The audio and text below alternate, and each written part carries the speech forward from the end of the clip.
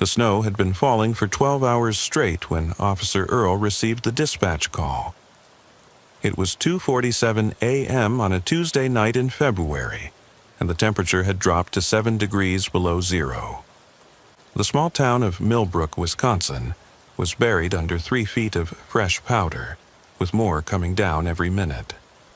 Earl had been patrolling the empty streets for the past 4 hours, watching for stranded motorists and checking on the elderly residents who lived alone in the older neighborhoods. Unit 7, we have a possible home invasion in progress at 1847 Maple Street. Caller is an elderly female. Says someone is in her house. She's locked herself in the bathroom. Earl grabbed his radio immediately. Unit 7 responding. ETA 3 minutes. The windshield wipers struggled against the heavy snow as Earl navigated through the deserted streets. Maple Street was in the oldest part of town, where houses built in the 1940s sat on large lots surrounded by ancient oak trees. Most of the residents were retirees who had lived there for decades. Crime was almost non-existent in this neighborhood, which made the call all the more concerning. Unit 7, be advised, caller identifies herself as Mildred Harrison, age 78, lives alone. Says she heard glass breaking about 10 minutes ago, then footsteps in her house. She's in the upstairs bathroom with the door locked. Earl's 23 years on the force had taught him that home invasions targeting the elderly were particularly dangerous. Criminals who preyed on older victims were often more violent, knowing their victims couldn't fight back effectively. The snowstorm would delay any backup by at least 15 minutes, maybe more. He would be going in alone. As he turned onto Maple Street, Earl killed his headlights and approached the house slowly. 1847 was a 2-story colonial with white siding and black shutters, barely visible through the falling snow.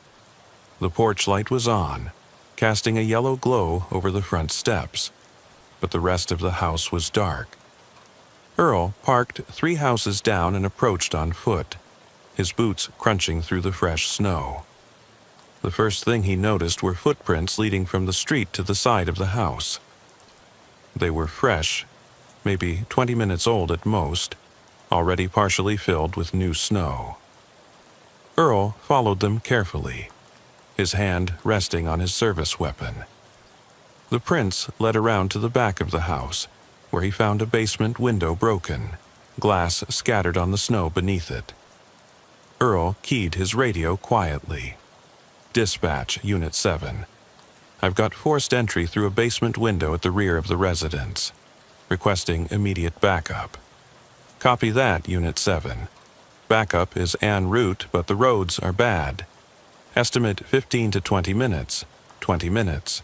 Too long to wait with an elderly woman trapped in her bathroom and an intruder in the house. Earl made his decision. He would go in through the front door, which appeared intact. Better to enter from an unexpected direction than follow the intruder's path through the basement. Earl climbed the front porch steps carefully, avoiding the creaky boards he could identify even under the snow. The front door was locked. He had Mildred's phone number from dispatch and called it quietly.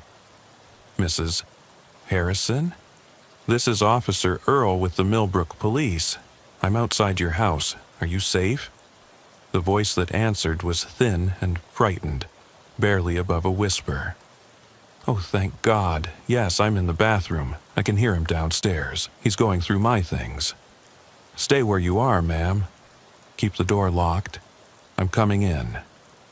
Earl tried the door handle again, then noticed a ceramic frog near the doormat. The universal hiding spot for spare keys in small towns. Sure enough, underneath was a key. He inserted it slowly, wincing at every small sound. The door opened into a dark foyer. Earl stepped inside, closing the door silently behind him. The house smelled of potpourri and old wood, the comforting scent of a grandmother's home. Earl could hear movement from somewhere below, drawers being opened, items being moved. The intruder was still in the basement. Earl moved through the foyer into the living room, his flashlight off to avoid announcing his presence. His eyes were adjusting to the darkness, and he could make out the shapes of furniture, a piano against one wall, family photos covering every surface. A staircase led up to the second floor where Mildred was hiding. Another door near the kitchen presumably led to the basement. Earl positioned himself where he could watch both, then keyed his radio on its lowest setting. "Dispatch, Unit 7, I'm inside the residence. Suspect appears to be in the basement. Victim is secure upstairs." Before dispatch could respond, Earl heard footsteps on the basement stairs. Heavy footsteps, moving without any attempt at stealth.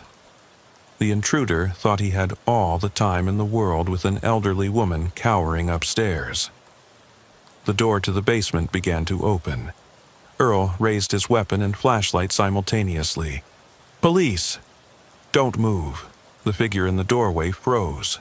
In the harsh beam of Earl's flashlight stood a man, probably mid-30s, wearing dark clothing and a ski mask. His hands were full of what looked like jewelry boxes and silverware. For a moment, neither moved. Then the suspect dropped everything and ran. Not toward Earl, but back down the basement stairs, moving faster than Earl would have expected. Earl followed, shouting, "Stop! Police!" The basement was cluttered with decades of accumulated possessions. Old furniture, boxes of Christmas decorations, a washer and dryer. The suspect navigated it like he knew the layout, heading straight for the broken window. Earl caught up just as the man was trying to squeeze through the window. He grabbed the suspect's leg and pulled hard. The man fell back into the basement, then spun and swung at Earl with something metal, a crowbar he must have used to break in.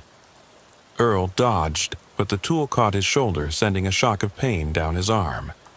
The suspect swung again, and this time Earl was ready. He caught the man's wrist and twisted, using a technique drilled into him during training. The crowbar clattered to the floor. They grappled in the dim basement, knocking over boxes and sending their contents spilling across the concrete floor. The suspect was younger and desperate, but Earl had training. Finally, Earl managed to get the suspect on the ground, face down, and pulled out his handcuffs. The man struggled, but Earl got one wrist cuffed, then the other. Only then did he realize he was breathing hard, his shoulder throbbing where the crowbar had connected. "Unit 7? Suspect in custody," he panted into his radio. "Need that backup and medical for a shoulder injury." "Copy that, Unit 7. ETA 5 minutes.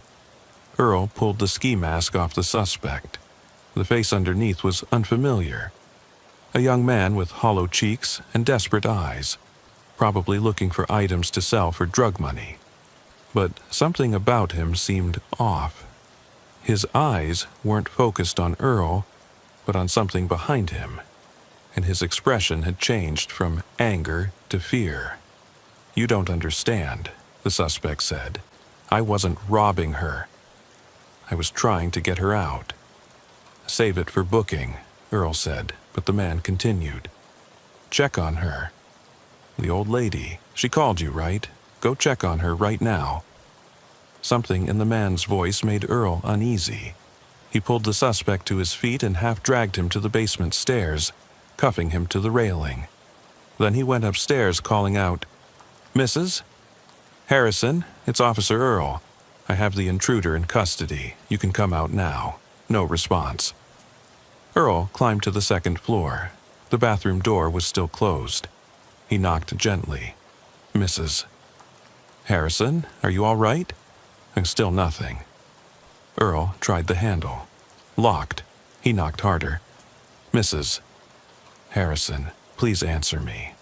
The silence was deafening. Earl stepped back and kicked the door. It took 3 tries before the old lock gave way and the door swung open. The bathroom was empty. The window was closed and locked from the inside. There was nowhere to hide, It was a small bathroom with a tub, toilet, and sink. But Mildred Harrison was not there. Earl felt his blood run cold. He searched the other rooms upstairs quickly. All empty. The beds were made, everything in perfect order. In what must have been Mildred's room, he found a purse on the dresser with a wallet inside. The driver's license photo showed an elderly woman with white hair and kind eyes. Mildred Harrison, age 78, the same address. Earl ran back downstairs to where the suspect was cuffed. "Where is she? What did you do with her?" The young man looked up at him with those hollow eyes. "I told you, I was trying to get her out. But I was too late. Check the kitchen." Earl moved to the kitchen, his weapon drawn again. At first, everything looked normal. Clean counters, dishes in the drying rack. Then he saw it.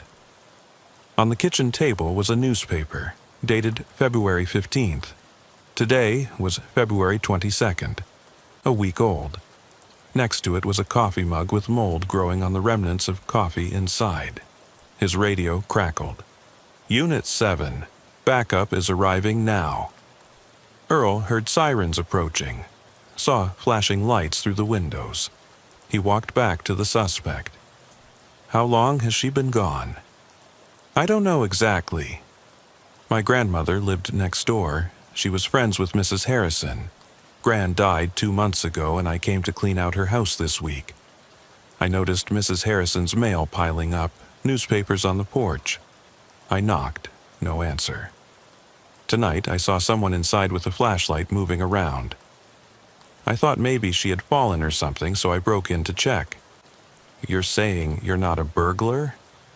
"Look at what I was carrying. Those aren't valuable jewelry boxes. They're full of medication. I was trying to figure out what she took, if she overdosed or something. I found her purse, her wallet, everything still here. But no Mildred." The backup officers entered, and Earl quickly briefed them. They searched the house thoroughly. No sign of Mildred Harrison anywhere. No signs of violence either, except for the broken basement window. The phone in the bathroom that Mildred had supposedly called from was there, but when Earl checked the call history, the last call was from 3 days ago. "This doesn't make sense," Officer Clarence, one of the backup officers, said. "Dispatch has a recording of her calling tonight. I heard it on the way over. They called dispatch to confirm. Yes, a woman identifying herself as Mildred Harrison had called from this address at 2:35 a.m. They had her on tape, describing an intruder, saying she was locked in the upstairs bathroom. The call had come from the landline registered to this address, but the phone company records would later show no call was made from that number at that time." The backup officers stood in Mildred Harrison's living room, snow melting off their boots onto the hardwood floor. Officer Clarence was on his radio with dispatch, trying to make sense of the impossible situation. The recorded 911 call was clear. A frightened elderly woman claiming someone had broken into her house. But all evidence suggested Mildred Harrison had been missing for days before that call was made.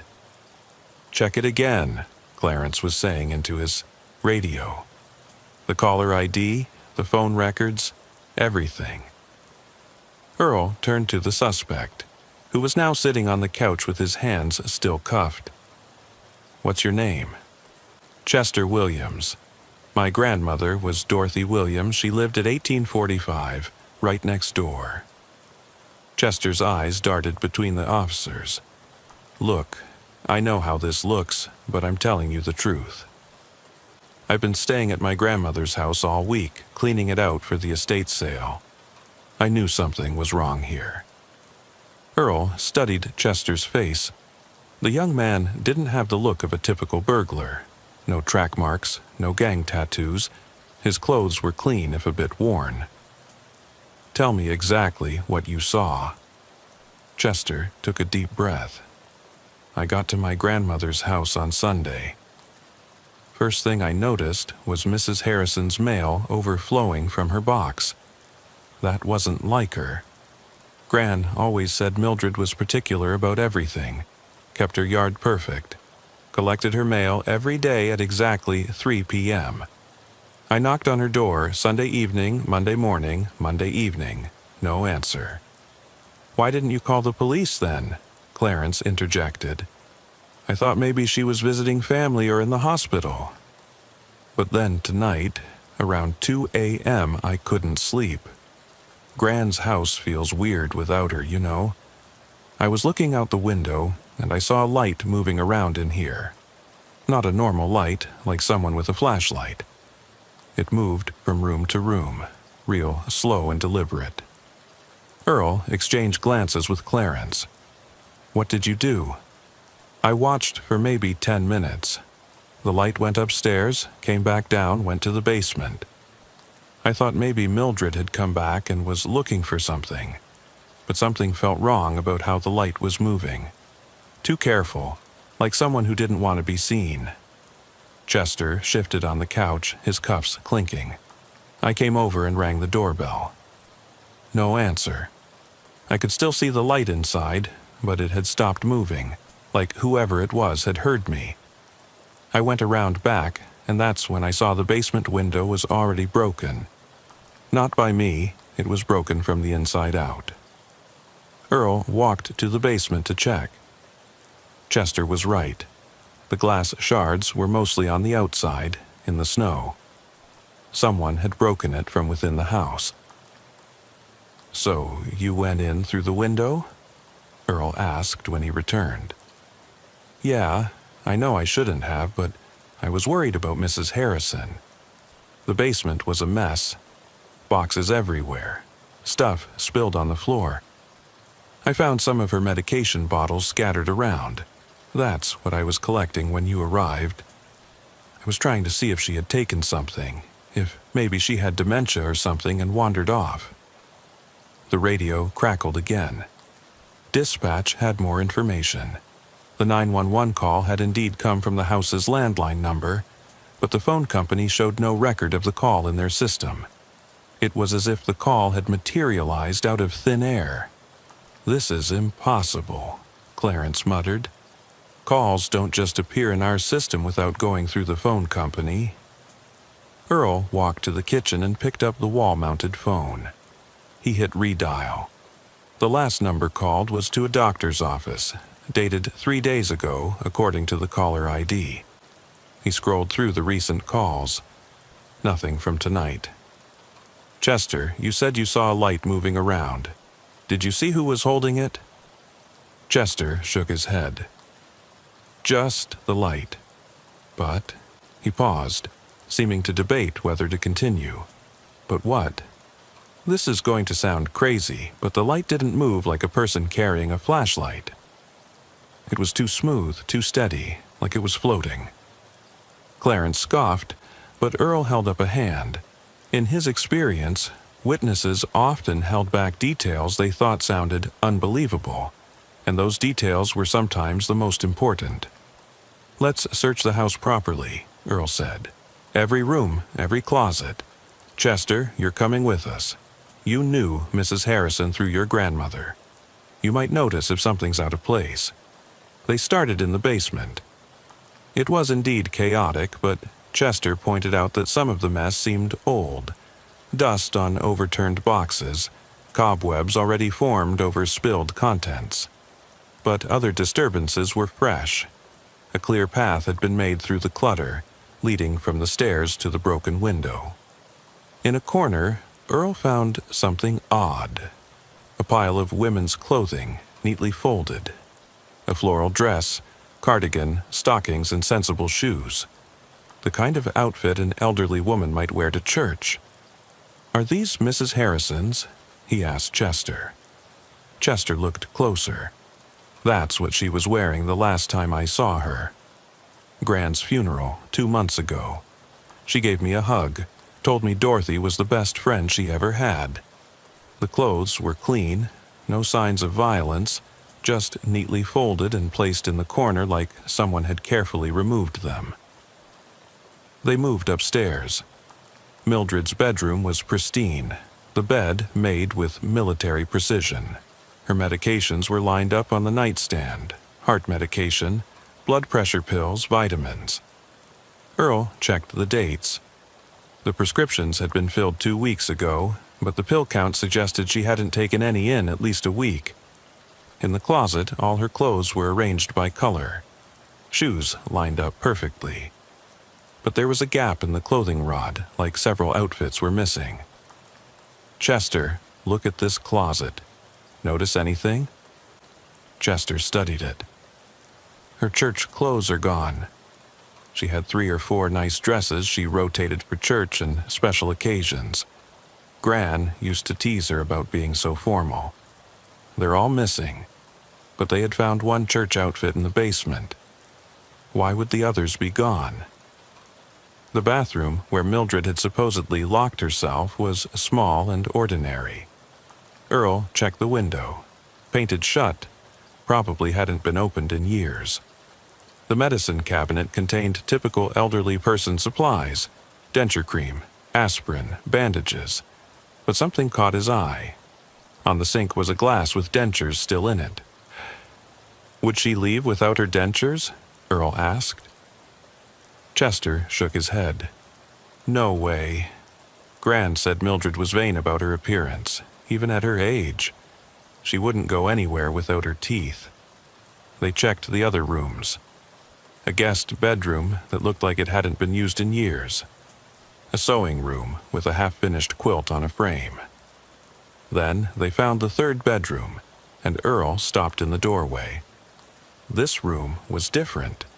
The bed was unmade, sheets tangled. Clothes were strewn on the floor. The dresser drawers were pulled out, contents spilled. It looked like someone had been living in here recently, but carelessly, unlike the neat precision of the rest of the house. "This isn't right," Chester said. "Mrs. Harrison would never leave a room like this." Earl noticed something else. The clothes on the floor weren't elderly woman's clothes. They were younger in style: jeans, t-shirts, a leather jacket. Size small, but definitely not something a 78-year-old would wear. "Someone else has been staying here," Clarence said, stating the obvious. Earl walked to the dresser. Among the scattered items were photographs. Not the formal family photos displayed throughout the house, but Polaroids. He picked one up and felt his stomach turn cold. It was a photo of Mildred Harrison. She was sitting in what looked like a basement, not her basement, somewhere else. Concrete walls, a single bulb hanging from the ceiling. She was wearing one of her church dresses and staring at the camera with an expression of resigned fear. "Jesus," Clarence breathed, looking over Earl's shoulder. There were more photos. All of Mildred. All in the same concrete room.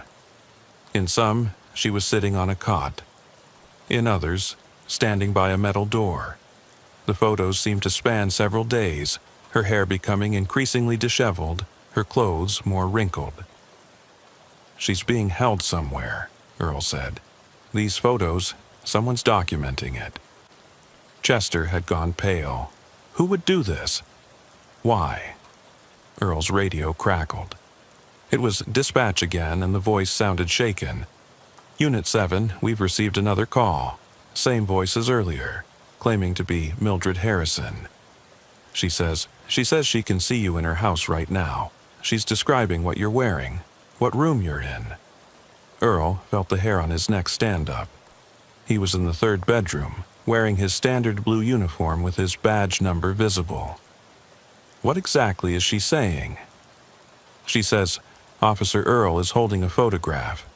Officer Clarence is by the door. There's a young man in handcuffs. She's crying, saying, 'Please don't let her take anything else.'" "Her?" Earl asked. "Who is her?" The caller won't say. Just keeps repeating, "Don't let her take anything else," and crying. Earl looked around the room more carefully. In the corner was a small camera, the kind used for home security, but it was turned off, unplugged. The red recording light was dark. "Trace the call," Earl ordered. Get an exact location. While they waited, Earl continued examining the photos. In the background of one, he could make out part of a sign on the wall. It was partially obscured, but he could see Orage Uni, and below it, Mate Cont. Storage unit, Clarence said. Climate controlled.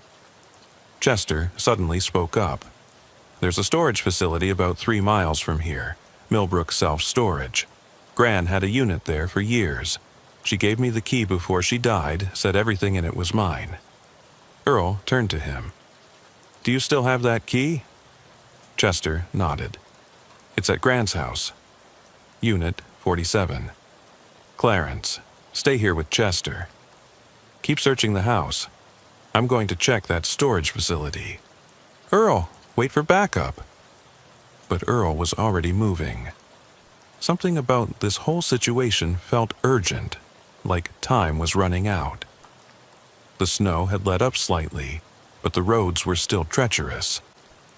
He drove as fast as he safely could, his mind racing. The storage facility was on the outskirts of town, surrounded by a chain-link fence. The gate was supposed to be locked after 10 p.m., but it was standing open. Earl drove through, his headlights sweeping across rows of identical storage units. Unit 47 was in the back corner. Earl approached carefully, his hand on his weapon. The padlock was hanging open. He could hear something inside. A soft humming, like someone singing to themselves. He pulled the door open. Inside, illuminated by a battery-powered lantern, was an elderly woman. But it wasn't Mildred Harrison. This woman was younger, maybe in her 60s, with wild gray hair and bright manic eyes. She was sitting at a folding table, speaking into a cell phone. Yes, he's here now, she was saying in a perfect imitation of an elderly woman's voice. The officer is here. He's found my secret room. Earl recognized the voice. It was the same one from the 911 calls. The woman looked up at him and smiled.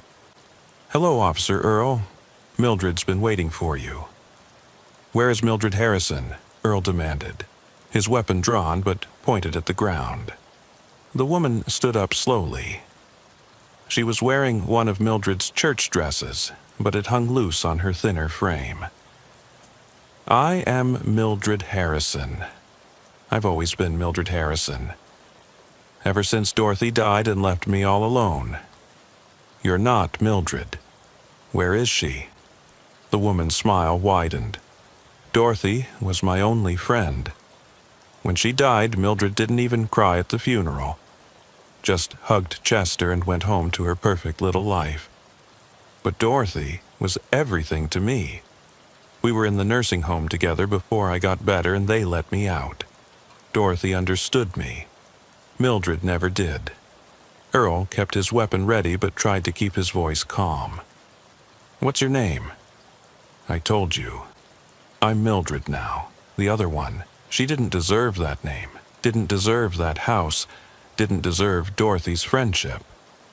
Where is the real Mildred? The woman gestured to the back of the storage unit. There was another door, leading to an adjoining unit. Earl moved carefully, keeping an eye on the woman. He opened the door. The adjoining unit had been converted into a crude living space. A cot, a portable toilet, a small refrigerator running off a generator. And on the cot, lying very still, was Mildred Harrison. Earl rushed to the cot, keeping one eye on the woman who claimed to be Mildred. The real Mildred Harrison was unconscious but breathing, her chest rising and falling slowly. She was wearing one of her church dresses, but it was dirty and wrinkled. Her white hair was matted, and there were restraint marks on her wrists. What did you do to her? Earl demanded, reaching for his radio to call for an ambulance. The woman, the imposter, laughed. It was a strange, childlike sound. I gave her something to help her sleep. She was so noisy at first, crying and begging. But I explained to her that I needed to learn. I needed to become her. Dorothy would have wanted us to be friends. Earl called for backup and an ambulance, giving the location. Then he checked Mildred's pulse. It was weak, but steady. There were 4 marks on her arm, and several empty IV bags in a trash bin nearby. The woman had been keeping her hydrated at least. "How long has she been here?" Earl asked. "Since Dorothy's funeral. 2 months. Well, not here exactly. We moved around a bit. I had to find the right place. Dorothy's storage unit seemed fitting, don't you think? A place where memories are kept." Earl noticed a notebook on a shelf. He picked it up, flipping through it while keeping his weapon ready. It was filled with observations about Mildred Harrison, her daily routine, her manner of speaking, her favorite phrases, phone numbers of her friends, her doctor, her church. The woman had been studying Mildred like a scientist studying a specimen. "You've been calling her friends, pretending to be her," Earl said. "I had to practice." The voice was easy. I've always been good with voices. But the words, the way she talked about things, that took time. I called her doctor to cancel appointments. Called her church friends to say she was visiting family. I've been living in her house for a week now, being her. And tonight? The 911 call? The woman's expression darkened. That stupid boy, Chester. He was supposed to be gone by now. Dorothy's house should have been sold, but he stayed, and he kept watching. I saw him looking at the house. I knew he'd eventually try to get in, so I called you first. I thought if the police found him breaking in, he'd be arrested and leave me alone. Earl heard sirens approaching. His backup was almost here. But why take her clothes? Why the photographs? I needed to understand her. How she moved, how she dressed. The photographs were to study her expressions. Did you know she has 17 different smiles? One for strangers, one for friends, one for when she's being polite, but doesn't mean it. Dorothy only had 3 smiles, and they were all real. The woman moved closer to Mildred's unconscious form. Earl raised his weapon. "Step back. I'm not going to hurt her." "Not anymore. She's almost used up anyway." Used up? Her life, her identity. I've taken most of it now. Her house, her routines, her voice. Soon there won't be anything left of the old Mildred. Just me. The backup officers arrived, along with paramedics. They rushed in, immediately attending to Mildred. One of the paramedics looked at the IV marks and the empty bags. "She's been sedated, probably with surgical anesthetic. We need to get her to the hospital now." As they loaded Mildred onto a stretcher, she stirred slightly. Her eyes opened, unfocused and confused. She looked at Earl, then at the woman in her dress. "Dorothy?" she whispered. "Is that you?" The imposter smiled that practiced smile. "No, dear. Dorothy's gone. I'm you now." Mildred's eyes widened in terror before the paramedics sedated her for transport. Officer Clarence arrived as they were taking the imposter into custody. "Earl, you need to hear this. We found more at the house. There's a whole room in the attic we missed. It's like a shrine." Earl left the imposter with the other officers and followed Clarence back to Mildred's house. Chester was still there, sitting in the back of a patrol car for his own protection. They climbed to the attic, which was accessed through a pull-down ladder in the hallway ceiling that they had overlooked earlier. The attic had been transformed. The walls were covered with photographs, but not of Mildred. They were all of Dorothy Williams, Chester's grandmother. Hundreds of them, spanning what looked like years. Dorothy at the grocery store, Dorothy in her garden, Dorothy at church. Many were taken from a distance, through windows, without Dorothy's knowledge. In the center of the room was a mannequin, dressed in Dorothy's clothes.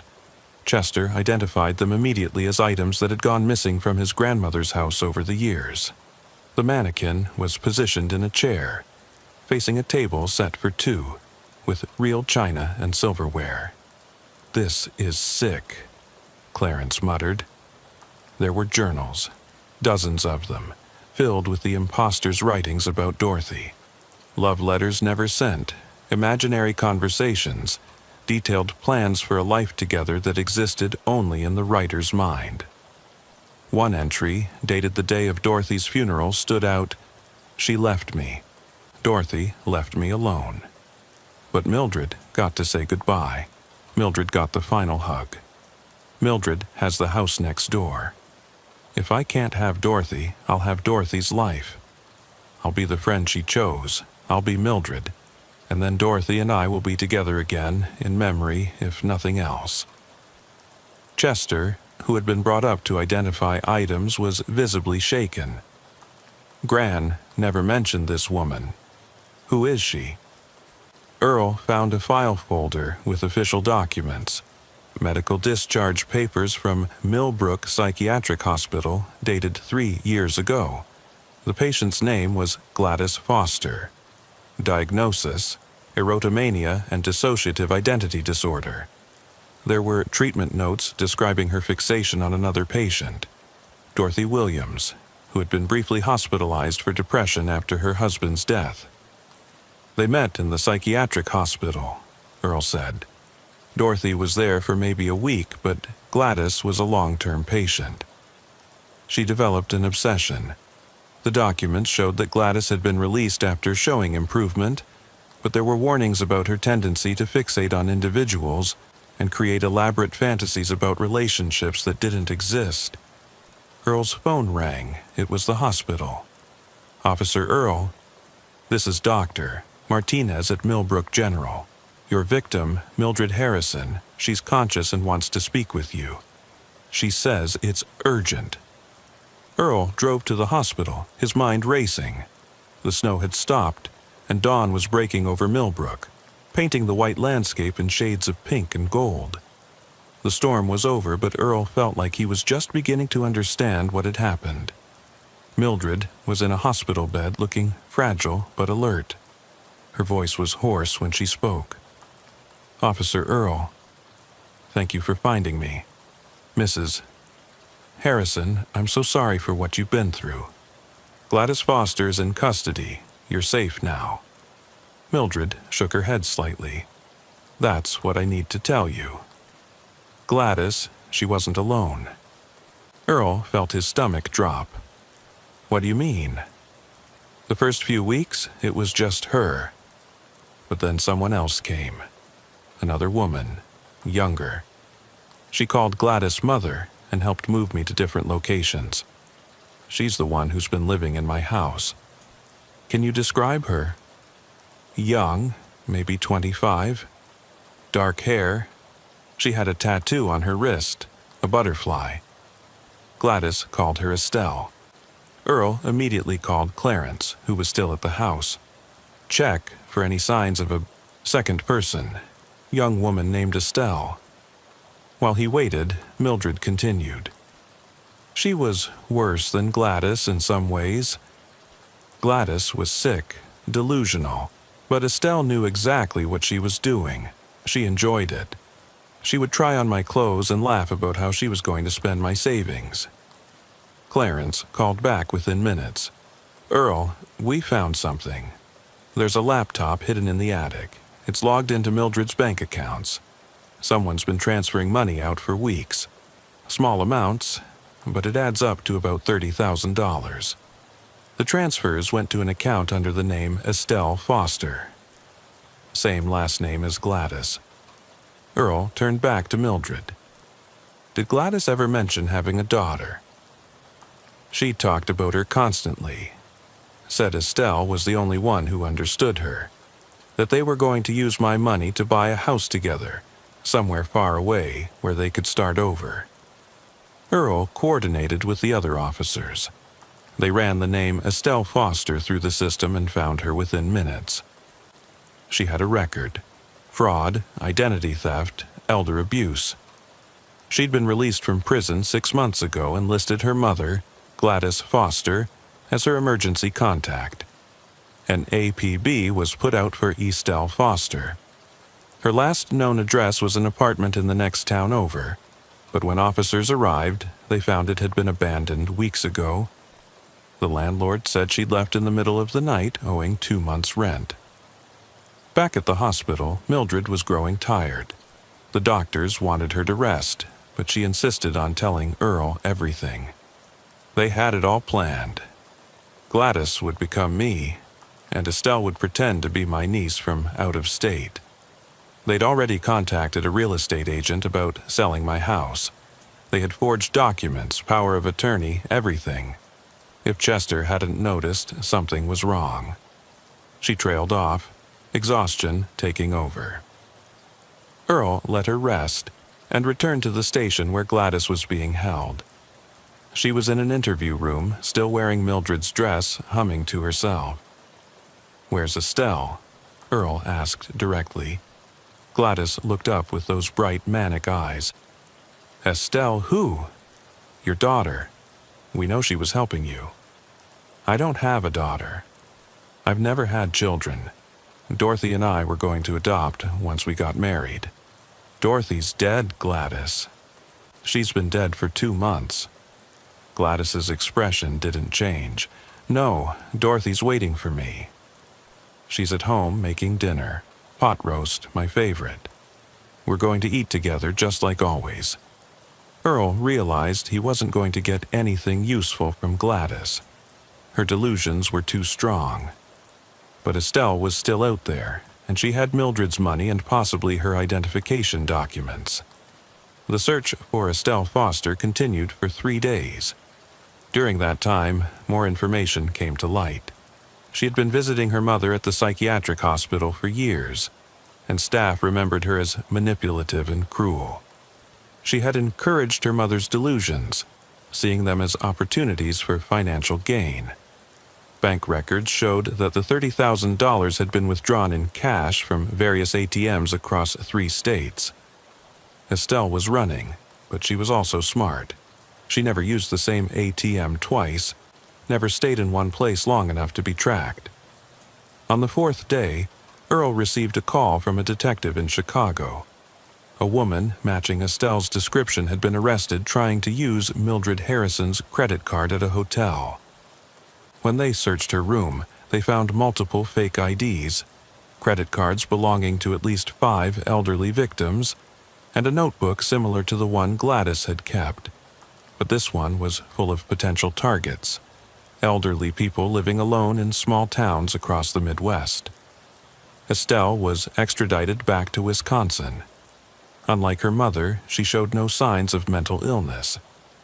She was calculating and cold, refusing to speak without a lawyer. But the evidence was overwhelming. She was charged with kidnapping, elder abuse, fraud, and conspiracy. During her trial, the full scope of the mother-daughter operation was revealed. They had done this before, in other states, though never for as long or as elaborately as with Mildred Harrison. They would identify lonely elderly people, study them, and then Gladys would befriend them while Estelle handled the financial aspects. When things got too complicated or risky, they would move on to a new town, new victims. But Gladys's obsession with Dorothy Williams had changed their pattern. Instead of a quick score, Gladys had wanted to actually become Mildred, to live next door to where Dorothy had lived, to maintain the fantasy of their friendship. This deviation from their usual pattern had been their downfall. Mildred Harrison recovered physically, though the psychological trauma took longer to heal. She couldn't return to her house immediately. The thought of someone else living her life in federal prison without the possibility of parole. She was placed in solitary confinement after it was discovered she was trying to steal the identities of other inmates. Gladys Foster died in the psychiatric facility 6 months later. The official cause was heart failure, but staff said she had simply stopped eating after learning about her daughter's arrest. Her last words were reportedly, "Dorothy is waiting for me." But for Earl, the case never really ended. every welfare check on an elderly resident, every missing person report, every routine call to a quiet neighborhood carried the weight of possibility. The possibility that the person he was talking to wasn't who they claimed to be. A year after Estelle's arrest, Earl received a letter. No return address, postmarked from Arizona. Inside was a photograph of an elderly woman he didn't recognize, sitting on a park bench, feeding pigeons. On the back was written, "Officer Earl, you found 7. But Estelle taught others before she was caught. We learned from the best. Check on your mother, Earl. When did you last see her in person? Are you sure it was really her?" A friend, Earl's mother, lived in Florida. He had talked to her on the phone last week but hadn't visited in 6 months. The voice had sounded right, had said all the right things. But now he wondered. He took emergency leave and flew to Florida that night. His mother answered the door, looking exactly as she should. She hugged him, asked why he hadn't called to say he was coming. Everything was normal. But Earl found himself studying her face, her mannerisms, the way she moved through her own house. She noticed his scrutiny. "What's wrong, honey?" "You're looking at me strangely." "Just a difficult case, Mom." It's made me paranoid. She made his favorite dinner, told the same stories she always told, laughed at the same old jokes. She was perfectly herself. Or was she perfect at being herself? Earl stayed for 3 days, and by the end, he was satisfied. This was his mother. But the doubt that had been planted would never fully go away. Every interaction with anyone, especially elderly people living alone, carried that seed of uncertainty. On his flight back to Wisconsin, Earl read through the case files one more time. Estelle had been right about one thing. They had only found the ones she wanted them to find. How many others had learned her techniques? How many elderly people had vanished without anyone noticing, replaced by younger imposters seeking to steal their Social Security checks, their homes, their very existence? The flight attendant, an elderly woman with a kind smile, offered him coffee. As she poured, Earl found himself studying her hands. They moved with a grace that seemed somehow too youthful for her apparent age. "Is everything all right, sir?" she asked. "Fine," Earl said. "Everything's fine." But he watched her walk away, noting the smooth confidence of her gait, wondering who she really was beneath the uniform and the practiced smile. Back in Millbrook, life continued. The house at 1847 Maple Street, Mildred's former home, was sold again after the young family moved away, disturbed by the history they had learned. It stood empty now, a for sale sign slowly being covered by snow. Chester Williams had moved away from Wisconsin entirely, unable to shake the feeling that his grandmother's death had somehow triggered all of this. He still called Earl occasionally, always asking the same question.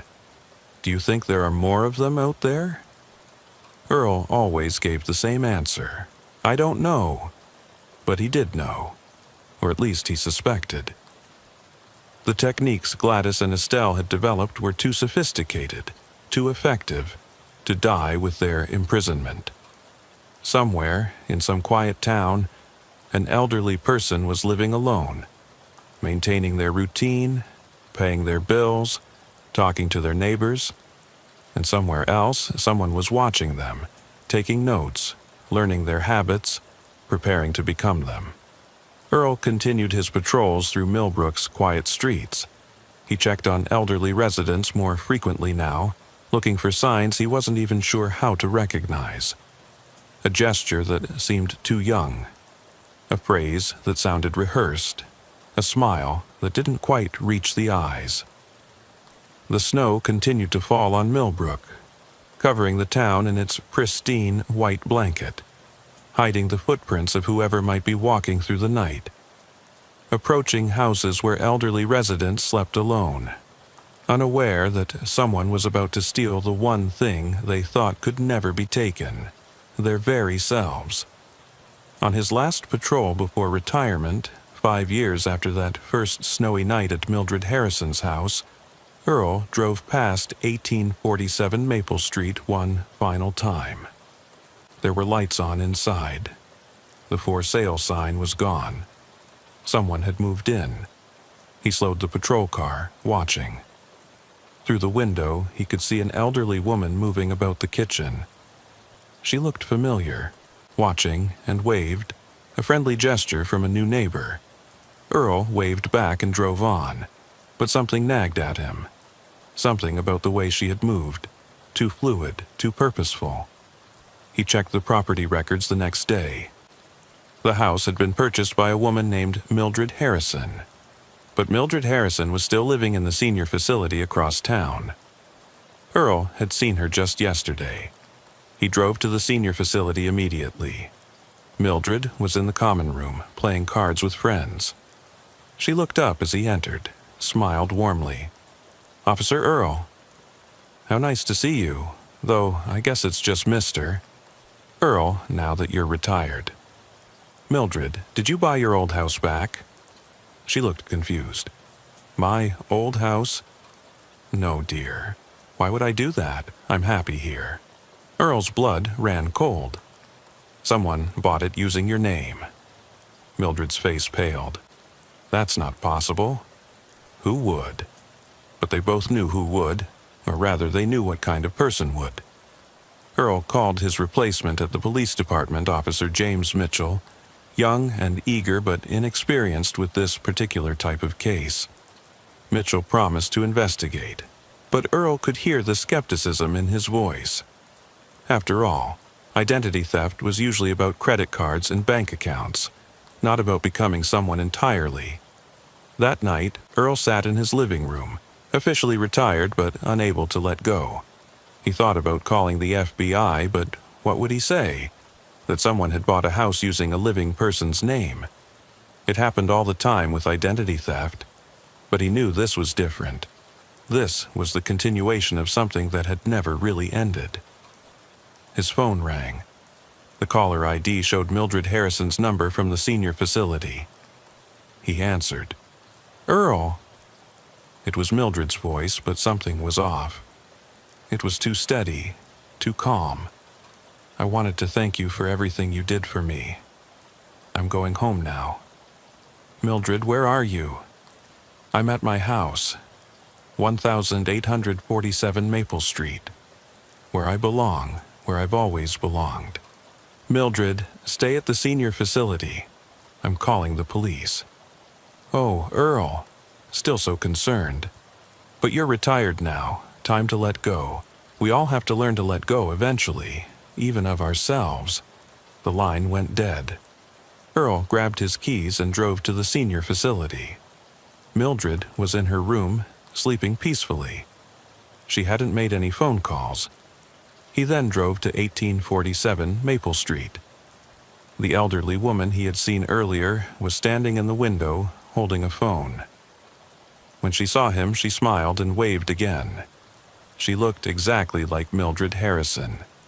Not similar, exact. But Mildred was across town, asleep in her bed. Earl sat in his car, staring at the woman in the window. She placed her hand on the glass, a gesture that seemed almost sympathetic. Then she turned away and disappeared into the house. He could call the police, report this, start another investigation, but he was tired. 5 years of questioning every elderly person he met, of doubting every identity, of seeing potential imposters everywhere. Maybe it was time to let go, or maybe that's what they wanted.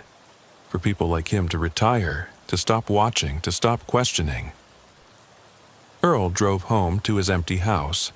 His wife had passed 3 years ago. His children lived in other states. He was just another elderly person living alone now, maintaining his routines, vulnerable in his isolation.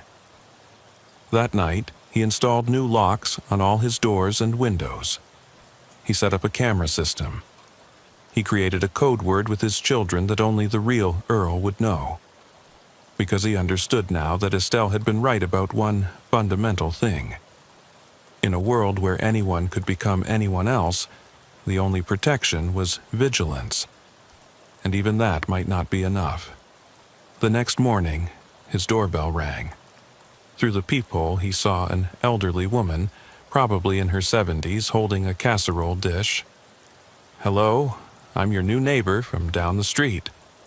Thought I'd introduce myself." Her voice was warm, grandmotherly. Her smile seemed genuine.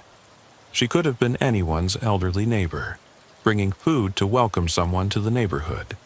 Or she could be something else entirely. "That's very kind," Earl said through the door, not opening it. "But I'm not feeling well today." "Oh, that's perfectly fine, dear. I'll just leave this on your porch. It's my famous tuna casserole. You heat it up when you're feeling better."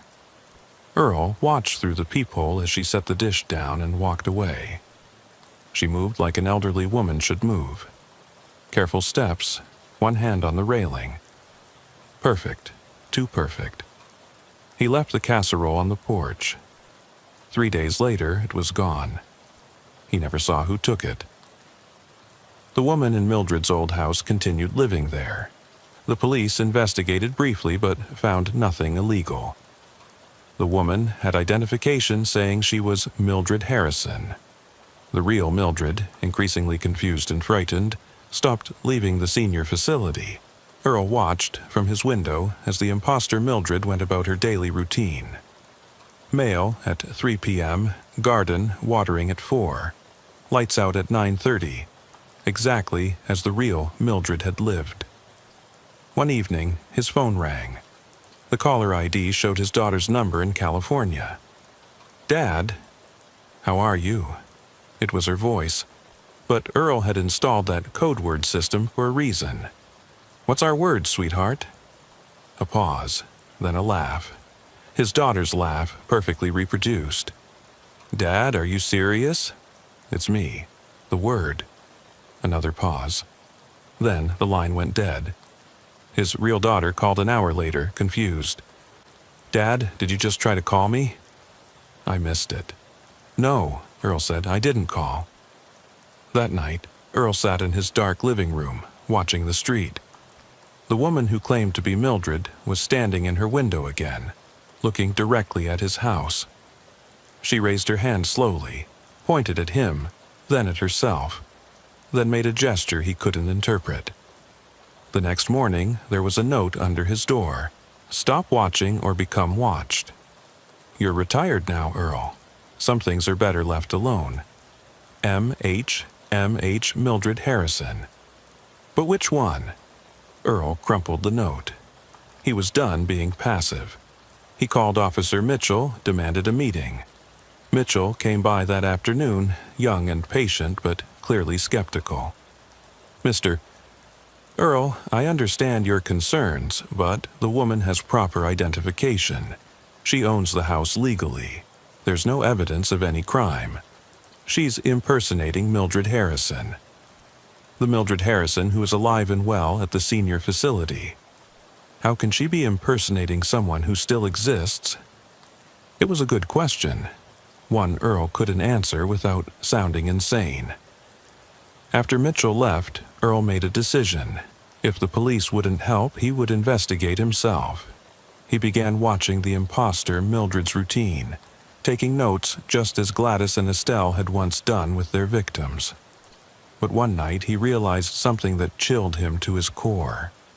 His notes were wrong.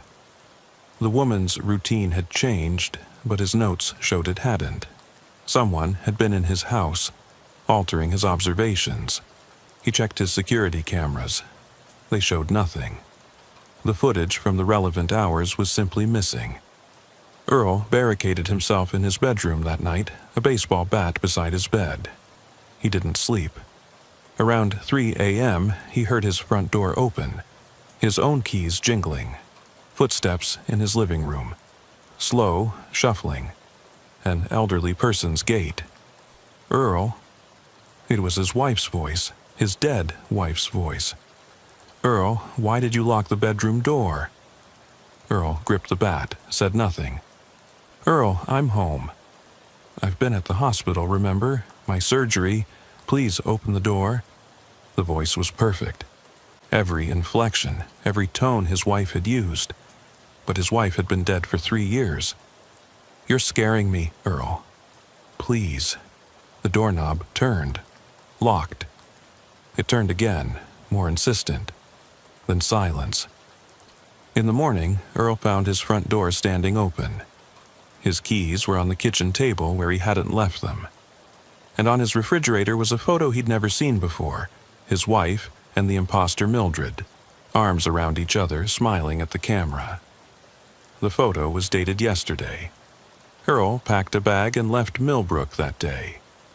He couldn't fight this alone, and no one would believe him if he tried to explain. He moved in with his daughter in California, selling his house remotely, never returning to pack his things. But even in California, the doubt followed him. Every elderly person he met could be an imposter. Every voice on the phone could be mimicked. Every identity could be stolen and worn like a mask. His daughter thought he was developing paranoia, maybe dementia. She suggested he see someone, talk about his experiences. But how could he explain that the paranoia was justified?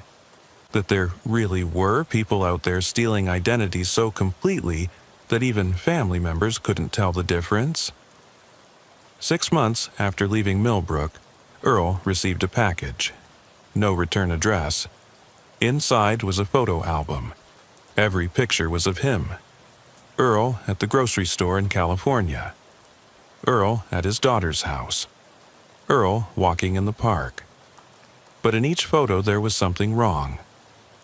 The Earl in the pictures was smiling when he knew he hadn't been. Wearing clothes he didn't own. Standing in places he'd never been. The last photo showed 2 Earls side by side. One was him. The other was someone who looked exactly like him, wearing his face, his clothes, his wedding ring. On the back of the photo was written, "Which one is real?" Earl burned the album. But the question remained. His daughter found him the next morning, still sitting by the cold fireplace, staring at the ashes. "Dad? Are you okay?" He looked up at her, studied her face, her concerned expression, the way she held herself. "What's our code word?" he asked. She sighed. "Dad, not this again. Please. Butterfly. Our word is butterfly. You made me choose it. After you left Wisconsin." It was correct, but codes could be learned. Information could be extracted. Earl never stopped doubting. Every person became suspect. Every interaction potentially false. The work that Gladys and Estelle had begun had succeeded in a way they probably never intended. They had destroyed his ability to trust in the basic reality of human identity. Late at night, Earl would sometimes wonder if he was still himself. If somewhere out there, another Earl was living his life better than he ever had. Being a better father, a better grandfather. The real Earl, while he was just an imposter who had forgotten he was pretending. The thought would wake him in a cold sweat, and he would stare at his reflection in the bathroom mirror, searching for signs that he was someone else wearing Earl's face. "Who are you?" he would whisper to his reflection.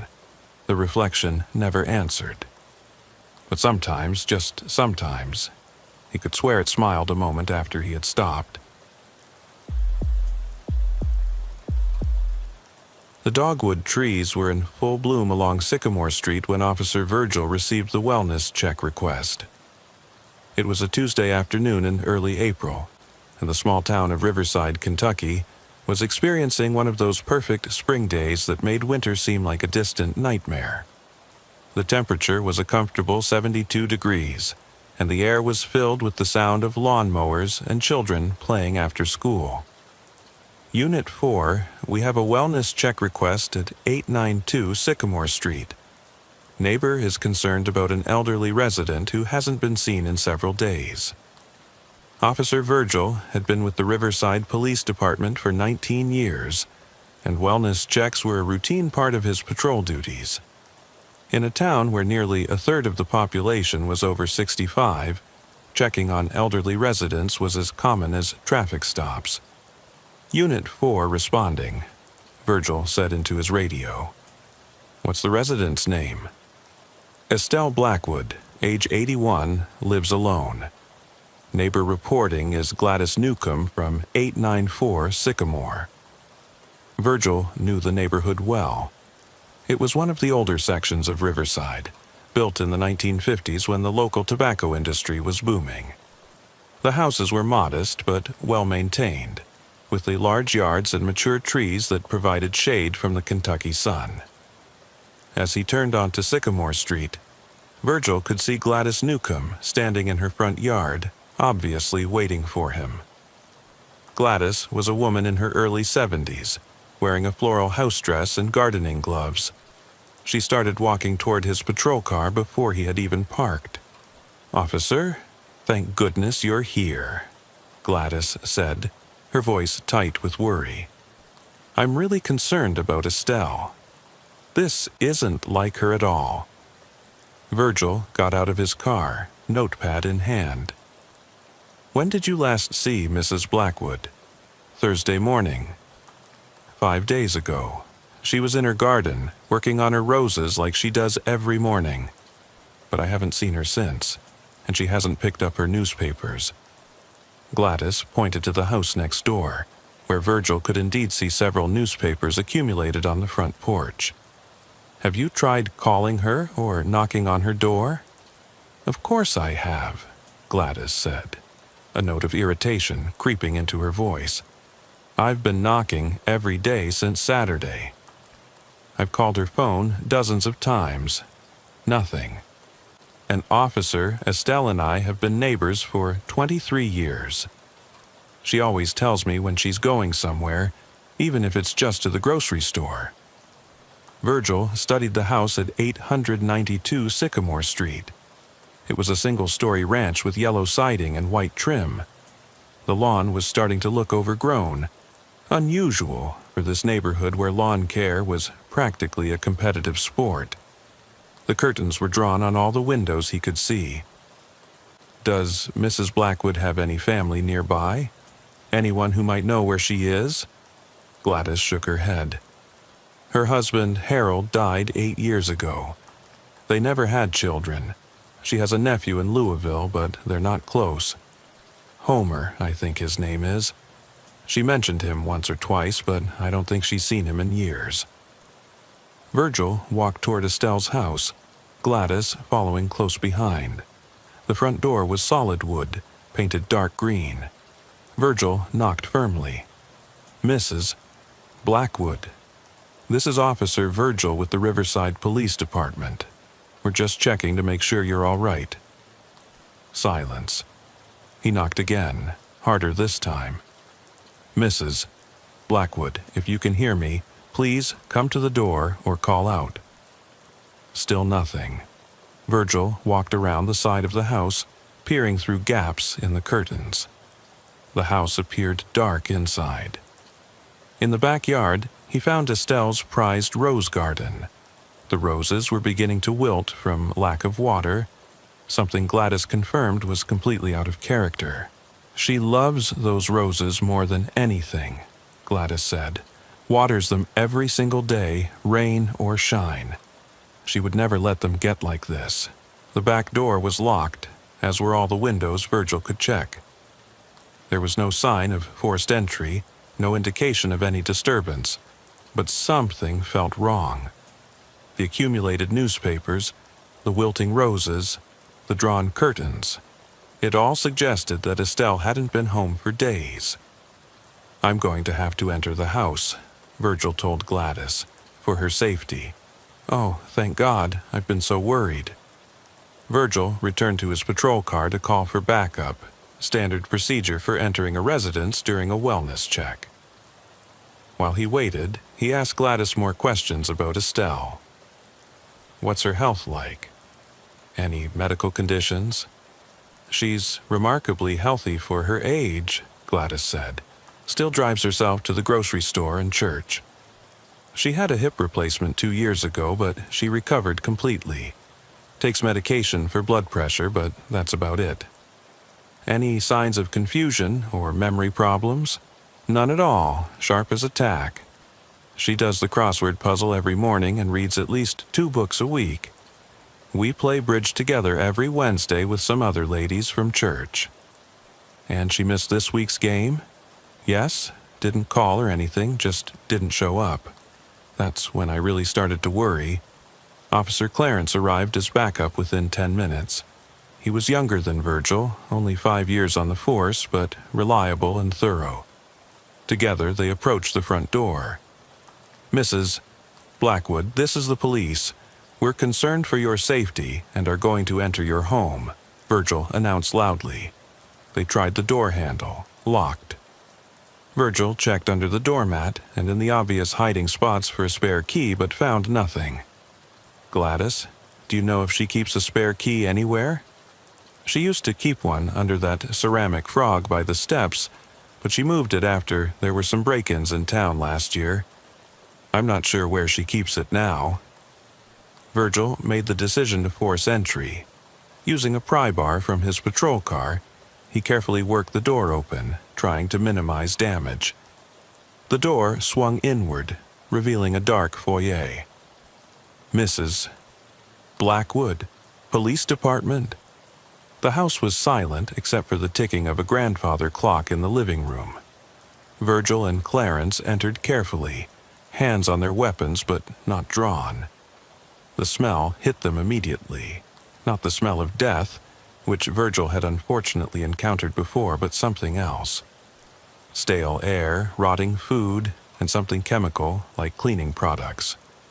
The living room was tidy but dusty, as if it hadn't been disturbed in days. Family photos covered the mantel and side tables. Estelle and her late husband at various stages of their life together.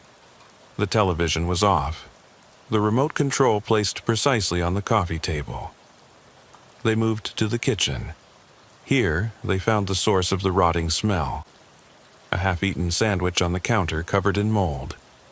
A cup of coffee sat beside it, a film of mold floating on the surface. Virgil checked the date on the milk in the refrigerator. It had expired 6 days ago. She was interrupted during a meal, Clarence observed. Just got up and left? But that didn't explain the chemical smell, which was stronger now. Virgil followed it down the hallway toward the bedrooms. The master bedroom door was closed. He knocked. Mrs. Blackwood? No response. He opened the door. The bedroom was in chaos. Clothes were strewn across the floor.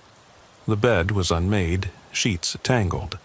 But it was the master bathroom that made Virgil's blood run cold. The bathtub was full of water, but the water was a murky brown color. Floating in it were what looked like clumps of hair, gray hair, a lot of it. On the counter were several bottles of hair dye, opened and spilled. The sink was stained with dark dye. A pair of scissors lay on the floor. "What the hell?" Clarence muttered. Virgil examined the scene more carefully. There was no sign of blood, no indication of violence. But the amount of hair in the bathtub was disturbing. It looked like someone had cut off all their hair and then tried to dye what was left. They searched the rest of the house. The spare bedroom was undisturbed, as was the small room Estelle used as a library.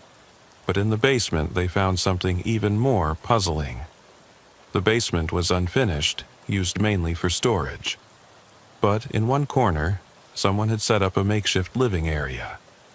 A sleeping bag on an air mattress, a battery-powered lantern, several jugs of water, and boxes of non-perishable food. It looked like someone had been preparing to hide down here. Or someone was hiding down here, Clarence suggested. But who? And where were they now? They returned upstairs to find Gladys had entered the house, despite being told to wait outside. "Did you find her? Is she all right?" "She's not here," Virgil said. Gladys, I need you to think carefully. Has Estelle mentioned anyone visiting recently? Any problems with anyone? Gladys thought for a moment.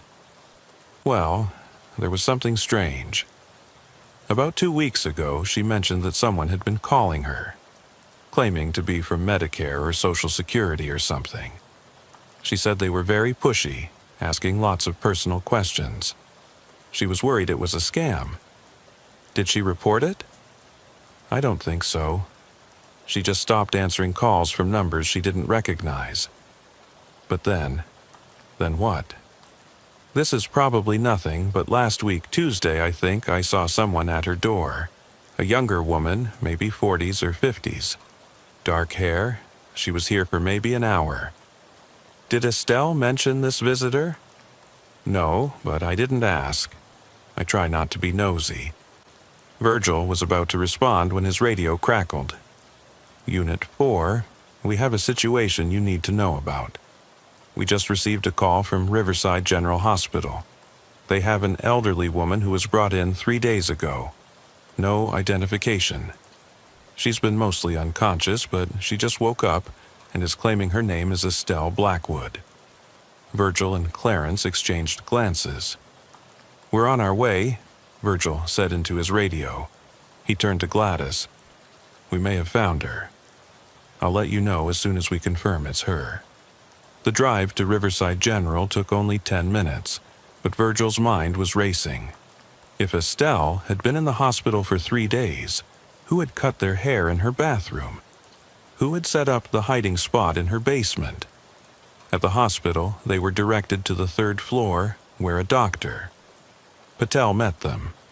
She was brought in Saturday evening by ambulance, doctor. Patel explained as they walked.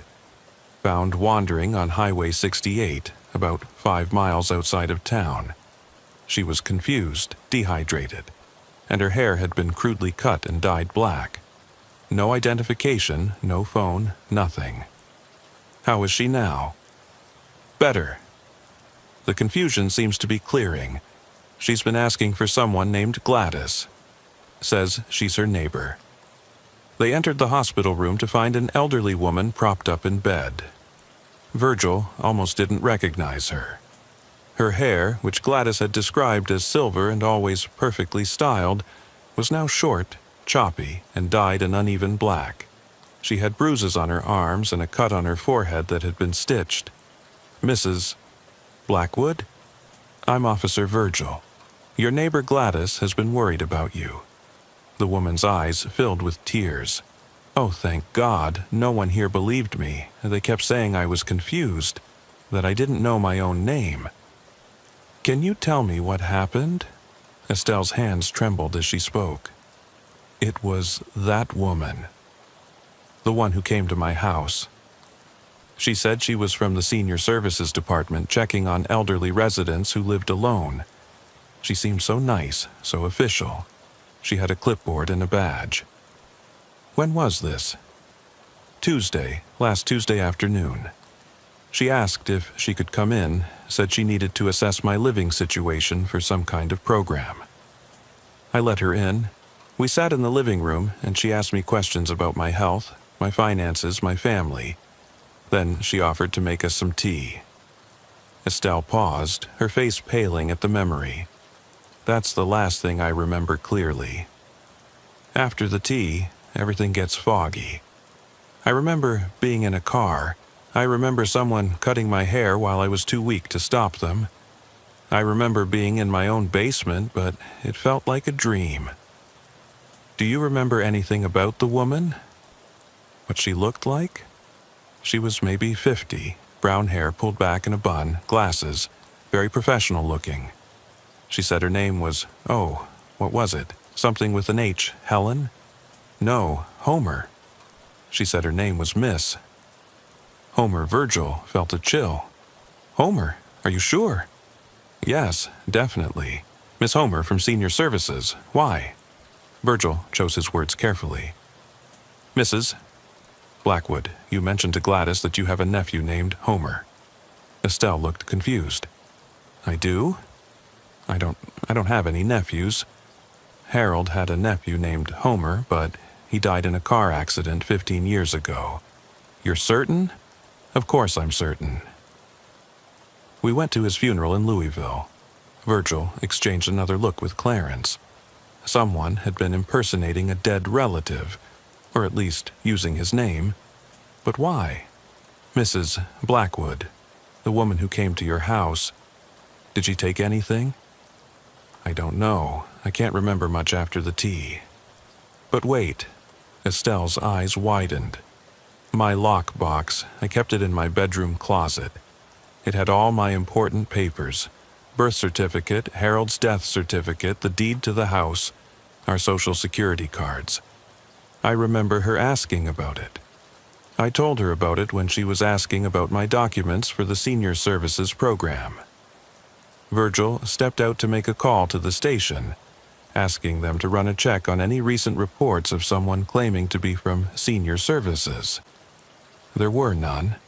The county's actual senior services department confirmed they hadn't sent anyone to do home visits in weeks.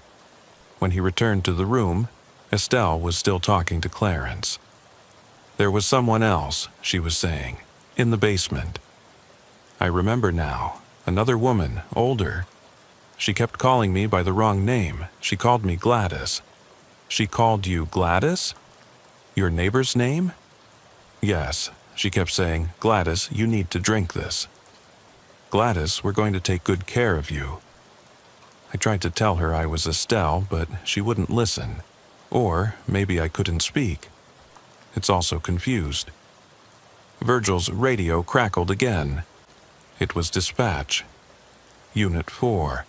We have another situation. A woman just walked into the station claiming to be Estelle Blackwood. She says someone has stolen her identity and is in the hospital pretending to be her. Virgil stared at the elderly woman in the hospital bed, then at his radio. 2 women claiming to be Estelle Blackwood. He keyed his radio. Can you describe the woman at the station? Elderly female, approximately 80 years old, silver hair, wearing a floral dress. She has identification, driver's license, social security card, Medicare card, all in the name of Estelle Blackwood. She's very agitated, saying someone kidnapped her several days ago. The woman in the hospital bed, the one with the badly dyed black hair, gripped Virgil's arm. That's her. That's the woman who was in my basement. The older one. She's pretending to be me.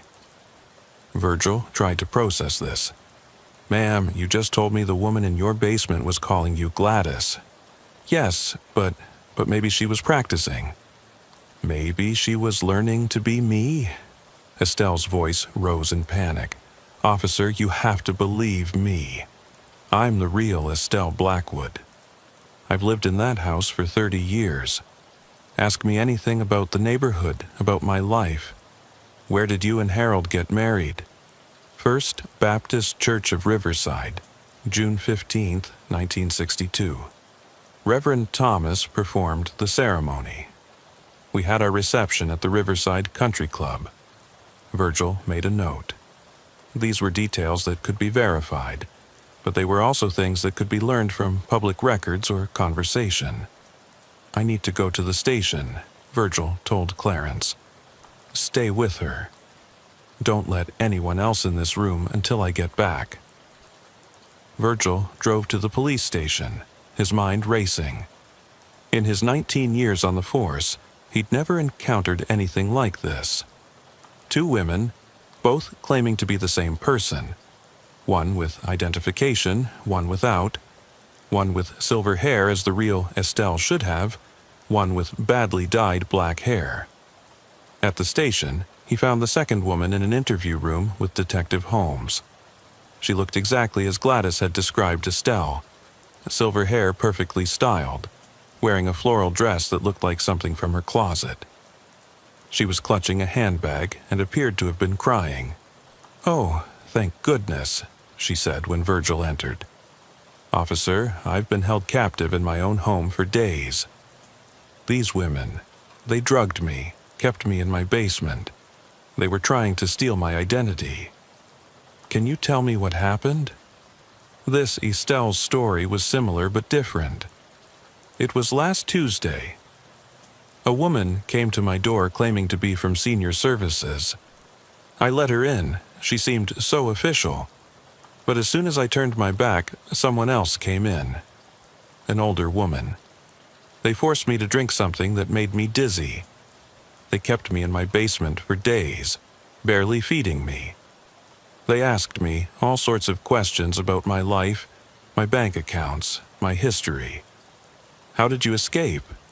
This morning, they were both upstairs. I could hear them arguing about something. The older one had forgotten to lock the basement door properly. I managed to get out and run to my neighbor's house, but no one was home. I was afraid to go back to my house, so I came straight here.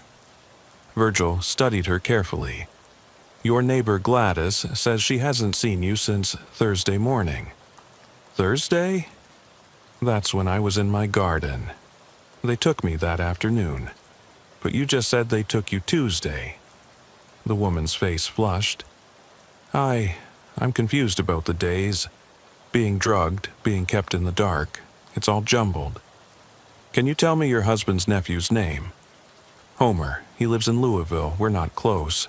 Is he alive? Of course he's alive.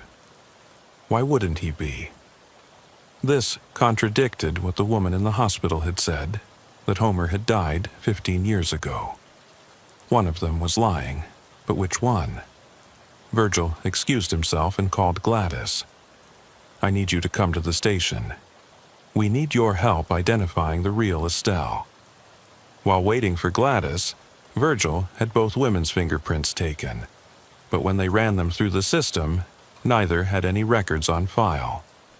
Estelle Blackwood had never been arrested, never worked in a job requiring fingerprinting, never been in the military.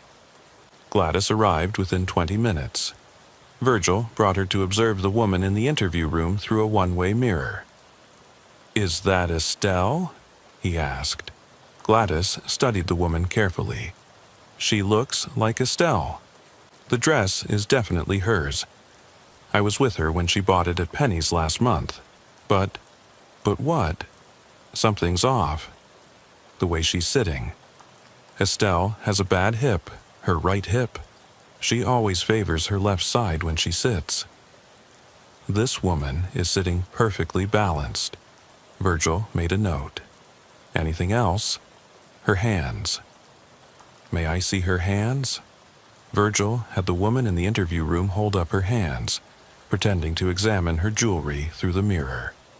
Those aren't Estelle's hands, Gladys said firmly. Estelle has a scar on her left palm from a gardening accident years ago. She sliced it on a broken pot. This woman's hands have no scar. They brought Gladys to the hospital to see the other woman.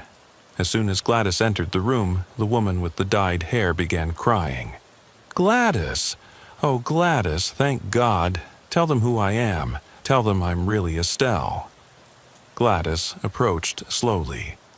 Despite the dyed hair and the bruises, she studied the woman's face carefully. Then she took her left hand and turned it over. There, across the palm, was a distinctive scar. This is Estelle, Gladys said. This is my friend. The real Estelle sobbed with relief, but this raised even more questions. Who was the woman at the police station?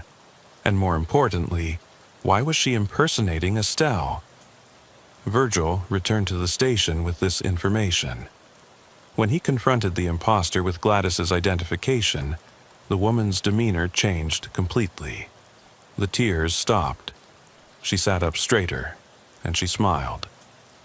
Well, she said, her voice different now, younger sounding. I suppose the game is up. Who are you? My name is Helen Morrison, and before you ask, no, I'm not from senior services. Why were you impersonating Mrs. Blackwood? Helen laughed. Impersonating. I preferred to think of it as borrowing. Estelle has such a nice life, a paid-off house, social security checks, a pension from her husband. She doesn't need all of that at her age. So, this was about money? Everything's about money, officer.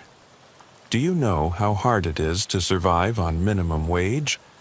I've been working since I was 16, and what do I have to show for it? Nothing. Meanwhile, people like Estelle sit in their paid-off houses, collecting checks for doing nothing. So, you decided to steal her identity. I decided to become her. There's a difference. Who was the other woman? The one who came to Estelle's door? Helen's smile widened. Oh, that would be my mother. Dear old Mom, she's probably long gone by now. Virgil immediately put out an APB for an older woman, possibly in her 70s, who might be connected to Helen Morrison. But Helen refused to give her mother's name or description. She's very good at disappearing, Helen said. She's been doing this a lot longer than I have. Doing what exactly? Finding lonely old people. Learning about them. Becoming them. She taught me everything I know. The investigation revealed that Helen Morrison was actually Helen Holson, keeping with the Agatha Christie theme, 52 years old, with a long history of fraud and identity theft. She had been released from prison just 6 months earlier. Her mother was identified as Gladys Holson, 71, also with an extensive criminal record. But when police went to search Estelle's house more thoroughly, they found something that complicated the situation even further. In the basement, hidden behind some boxes, they found the body of an elderly woman. She had been dead for at least a week. She had silver hair, was wearing clothing that looked like it came from Estelle's closet, and in her pocket was a wallet containing identification for Estelle Blackwood. But the real Estelle was alive in the hospital. So who was this dead woman? Dental records eventually identified her as Dorothy Hutchins, 79, who had been reported missing from a nursing home in Indiana 3 weeks earlier. She suffered from dementia and had wandered away from the facility during an outdoor activity. The pieces slowly came together. Helen and her mother Gladys had found Dorothy, probably confused and wandering.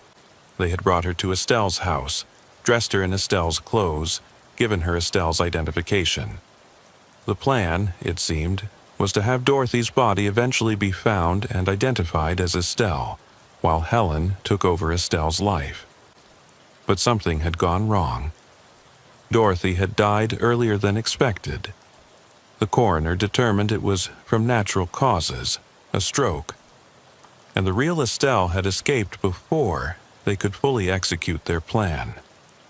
"Where's your mother now?" Virgil asked Helen during another interrogation. "I don't know. You said she was calling Estelle by the wrong name. She was calling her Gladys." Helen laughed. Mother always had trouble keeping track of who was who. We've done this so many times, in so many places. After a while, all the old ladies blend together. The search for Gladys Holson continued for weeks. They found evidence that she and Helen had been running this scheme across multiple states for years, always targeting elderly women who lived alone, always trying to take over their lives completely. In Estelle's house, they found notebooks filled with observations about her daily routine, her mannerisms, her speech patterns. Helen had been studying her for weeks before making her move, probably watching from the empty house across the street that was for sale.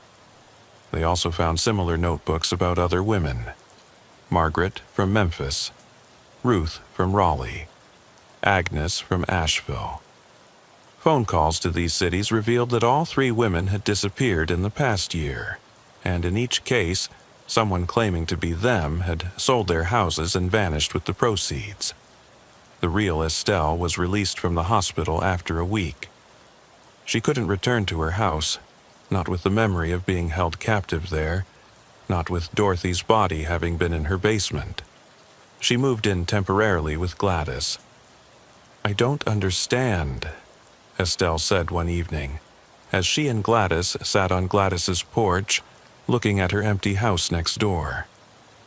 How could they think they could get away with it? How could Helen think she could just become me? Gladys didn't have an answer, but she held her friend's hand, the one with the scar that had proven her identity. The investigation continued. Helen was charged with kidnapping, identity theft, fraud, and conspiracy to commit murder, even though Dorothy's death had been natural. She was facing life in prison, but her mother, Gladys Holson, was never found. 3 weeks after Helen's arrest, Virgil received a package at the police station. No return address, postmarked from Chicago. Inside was a photo of 2 elderly women sitting on a bench in what looked like a park. One was clearly Gladys Holson, though her hair was now dyed red and she was wearing different style clothing. The other woman looked familiar, but Virgil couldn't place her. On the back of the photo was written, "Martha and her new friend." Aren't they lovely together? Virgil ran the photo through facial recognition. The second woman was identified as Martha Connolly, 83, from Milwaukee. He called the Milwaukee police. Martha Connolly had been reported missing by her nephew 2 weeks ago. She lived alone, had early-stage dementia, and had vanished from her home without taking anything with her. The Milwaukee police checked Martha's house. Someone was living there, claiming to be Martha. She had Martha's ID, knew details about Martha's life, and several neighbors vouched that it was her. But when they looked closer, tested her with questions only the real Martha would know, the woman fled. She was never caught. The pattern continued. Every few weeks, Virgil would receive a photo from a different city. Always 2 elderly women. Always one who turned out to be Gladys Holson in disguise. Always one who was reported missing soon after. It became clear that Gladys was continuing the scheme alone, but with a twist. She wasn't just stealing identities anymore. She was collecting the women themselves, taking them somewhere, keeping them for reasons unknown. 6 months after Helen's arrest, Virgil was called to another wellness check. This time in the next town over. An elderly woman hadn't been seen in days. The house was empty except for a notebook left on the kitchen table. Inside were detailed notes about dozens of elderly women across the Midwest. Their routines, their finances, their health conditions, their family situations. At the bottom of the last page was a note. "Officer Virgil, you stopped Helen, but she was sloppy. She got emotional, wanted to hurt them because she was angry about her own life. I don't hurt them, I collect them. I give them new lives, better lives. Check the news from Detroit. G.H."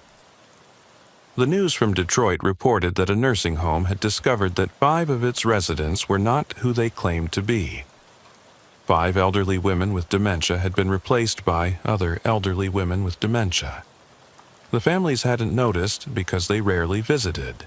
The staff hadn't noticed because dementia patients often had confusion about their identities anyway.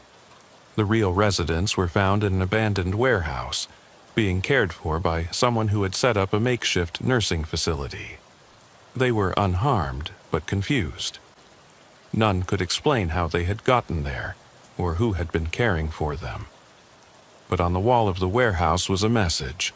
"I take better care of them than their families ever did." The FBI got involved at this point. The scope of Gladys Holson's activities was beyond what local law enforcement could handle. They discovered a network of properties across the Midwest where elderly women were being held, moved, and exchanged like pieces in some incomprehensible game. But Gladys herself remained elusive. She had perfected the art of becoming invisible by becoming everyone. Any elderly woman could be her, any grandmother at the grocery store, any resident at a nursing home, any widow living alone. Estelle eventually moved to a senior living community in Florida, unable to stay in Riverside with all its memories. Before she left, she said something to Virgil that haunted him. I still have nightmares where I look in the mirror and see Helen's face looking back at me. Or worse, I see my own face, but no, it's not really me wearing it. She didn't just try to steal my identity, officer. She made me doubt that my identity was ever real in the first place. Gladys Newcomb, Estelle's former neighbor, became increasingly paranoid after her friend left. She installed security cameras, changed her locks monthly, and started requiring anyone who came to her door to answer personal questions only she would know the answers to. "You can't be too careful," she told Virgil during one of his check-ins. "That woman is still out there, and she knows everything about us." She was in Estelle's house for days, going through her things. She probably knows about me too. Sometimes I wonder if she's watching me right now, learning how to be me. One day, Gladys called Virgil in a panic. "There's someone in my garden," she said, "an elderly woman. She's just standing there, looking at my roses." Virgil rushed over, but by the time he arrived, the woman was gone. There were footprints in the garden, and one of Gladys's prize roses had been cut. That evening, Gladys received a package. Inside was the cut rose and a note. "You take such good care of these, just like you took care of Estelle. Such a good friend, such a good identity." Your admirer Gladys moved in with her daughter in Texas the next week. The house at 892 Sycamore Street stood empty for months. No one wanted to buy a house where someone had been held captive, where a body had been found. Eventually, it was demolished, and the lot remained vacant. But Virgil sometimes drove by, late at night, and could swear he saw an elderly woman standing where the garden used to be, tending to roses that were no longer there.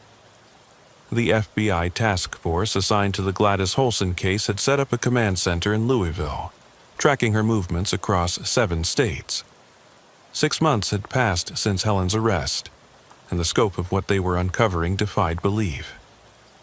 Agent Edna, a specialist in identity theft and elder fraud, had created a map with red pins marking confirmed sightings and blue pins marking suspected activity. The map looked like it had contracted measles. Officer Virgil had been seconded to the task force as a consultant, his experience with the original case proving valuable. He sat in the Louisville office, staring at photographs spread across a conference table. Each photo showed elderly women, all taken in different cities, all showing Gladys Holson with someone new. "She's accelerating," Agent Edna observed, studying the timeline. In the beginning, she and Helen would take months to study and replace one person. Now, she's moving every few weeks. "She's not replacing them anymore," Virgil pointed out. "She's collecting them." But why? The answer came from an unexpected source. Helen Morrison, serving her life sentence, requested to speak with investigators. Virgil and Agent Edna visited her at the Kentucky State Women's Prison. Helen had aged years and months. Her hair, which she had dyed to look elderly, was now growing out in its natural brown with gray streaks. She looked tired, defeated. "Mother's lost her mind," Helen said without preamble. "I've been getting letters. Not directly from her, she's too smart for that. But I know her handwriting, her way of thinking." She produced several letters from her cell. They were supposedly from different people, pen pals from a church program. But Helen pointed out the similarities in handwriting, the recurring phrases, the coded messages. "She's building something," Helen said. "She calls it her garden of forgotten flowers. She thinks she's saving them. Saving them from what? From being forgotten, from dying alone, from families who don't care." Helen laughed bitterly. "Mother was in a nursing home herself once, you know. About 15 years ago, she'd had a fall, needed rehabilitation. Medicare only covered 30 days, and I couldn't afford more. She spent 2 months in a state facility." Helen's eyes grew distant. She said it was like being erased.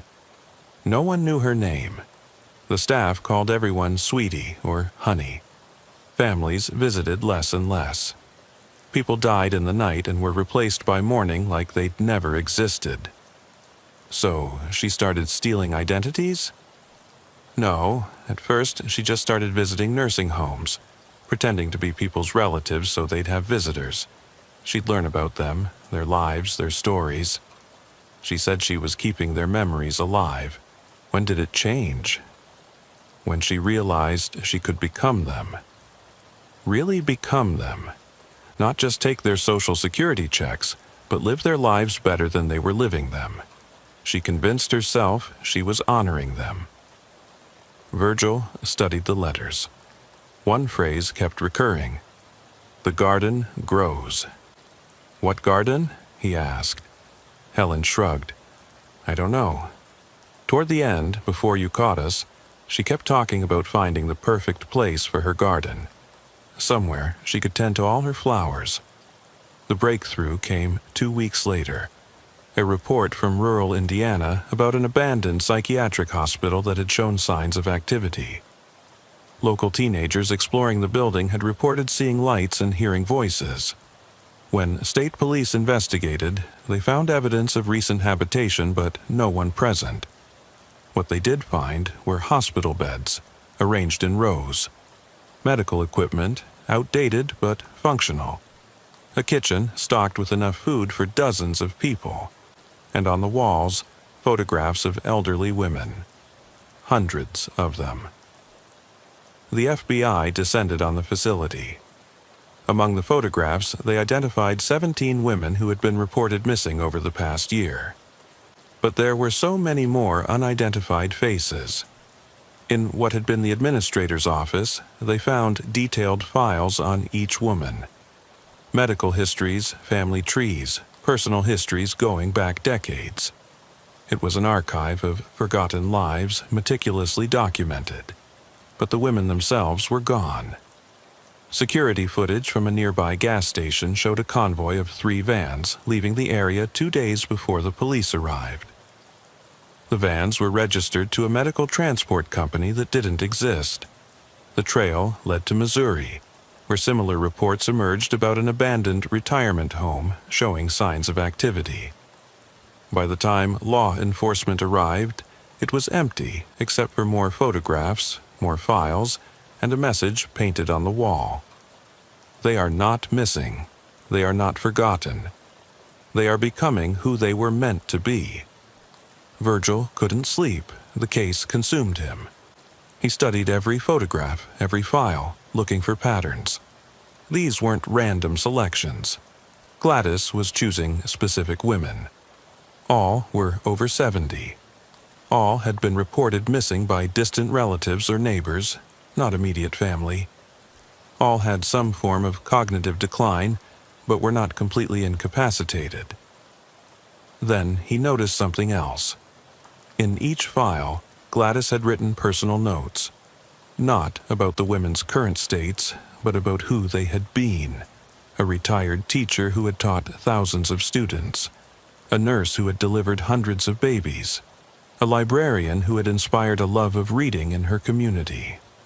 She's not collecting them randomly, Virgil told Agent Edna. She's collecting women with significant life histories. Women who contributed to society but are now forgotten. But what is she doing with them? The answer came from the most unexpected source. Gladys Newcomb, Estelle's former neighbor now living in Texas, called Virgil directly. I got a postcard, she said, her voice shaking. It's from Estelle. But Estelle's in Florida. I just talked to her yesterday. The postcard showed a scenic view of the Ozark Mountains. The message, in handwriting that looked like Estelle's, read, Dear Gladys, I'm finally home.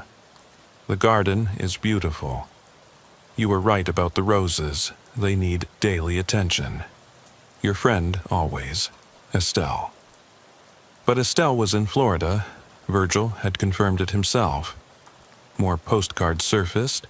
Families across the Midwest reported receiving cards from missing relatives, all postmarked from the same region of the Ozarks, all mentioning a garden.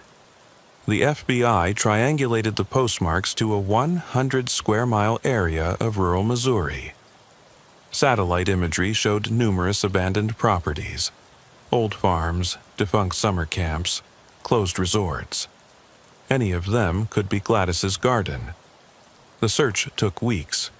Local law enforcement, FBI agents, and volunteers combed through the mountainous terrain. They found traces, abandoned campsites, discarded medical supplies, tire tracks leading nowhere. Then a forest ranger reported something odd. An old tuberculosis sanatorium, abandoned since the 1960s, had a new access road cut through the forest. The road was carefully hidden, almost invisible unless you knew where to look. The sanatorium sat on 300 acres of isolated land, surrounded by national forest. It had been built in 1923 and abandoned in 1967 when tuberculosis treatments advanced. The massive brick building could have housed 200 patients in its heyday. Surveillance drones showed activity, people moving in the gardens, laundry hanging on lines, smoke from chimneys. But something was strange about the movements. Everyone moved slowly, carefully, like they were elderly. The raid was planned for dawn. 50 agents, local police, and emergency medical personnel surrounded the facility.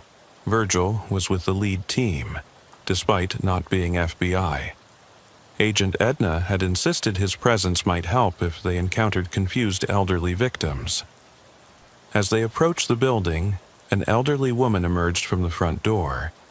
She was wearing a white nurse's uniform from the 1950s. She smiled at the approaching agents.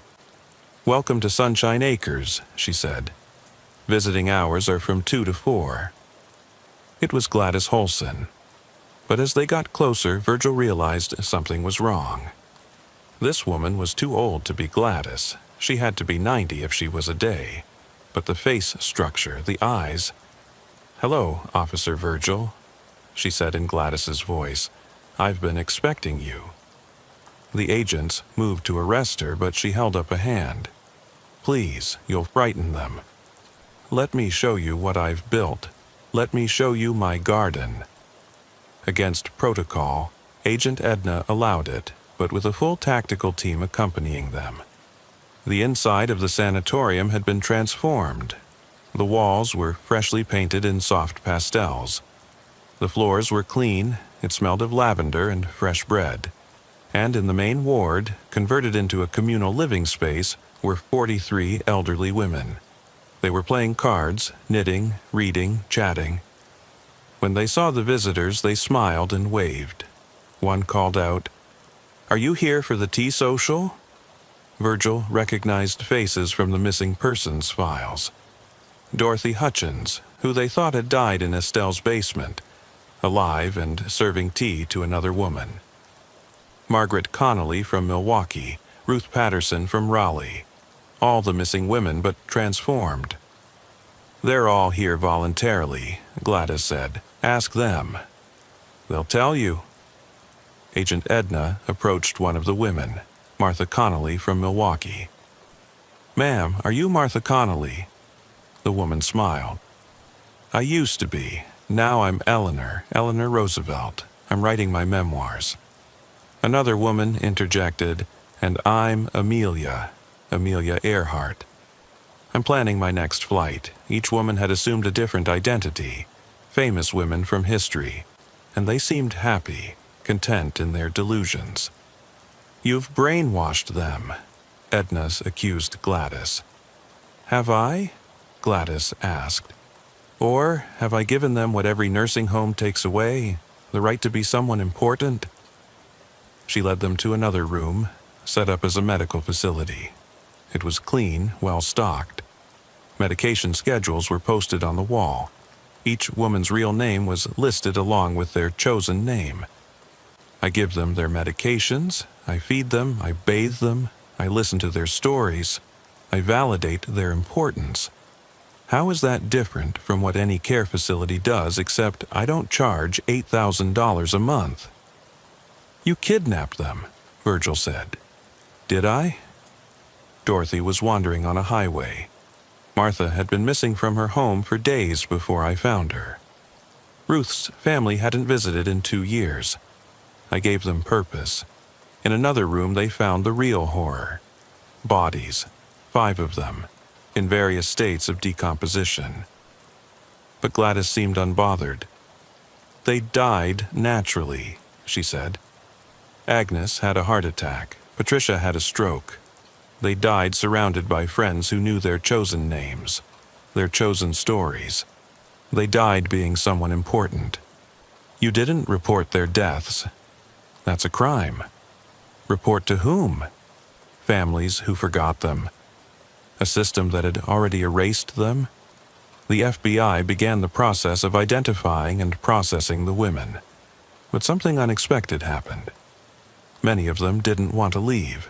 They became agitated when told they had to return to their families or care facilities. "Please don't make me go back," one woman begged Virgil. She was clutching a notebook where she'd been writing poetry under the name Emily Dickinson. "Here, I'm somebody. There, I'm just another old woman waiting to die." Social workers and medical professionals were brought in. The women were evaluated. Most had moderate to severe dementia, but their physical health was generally good.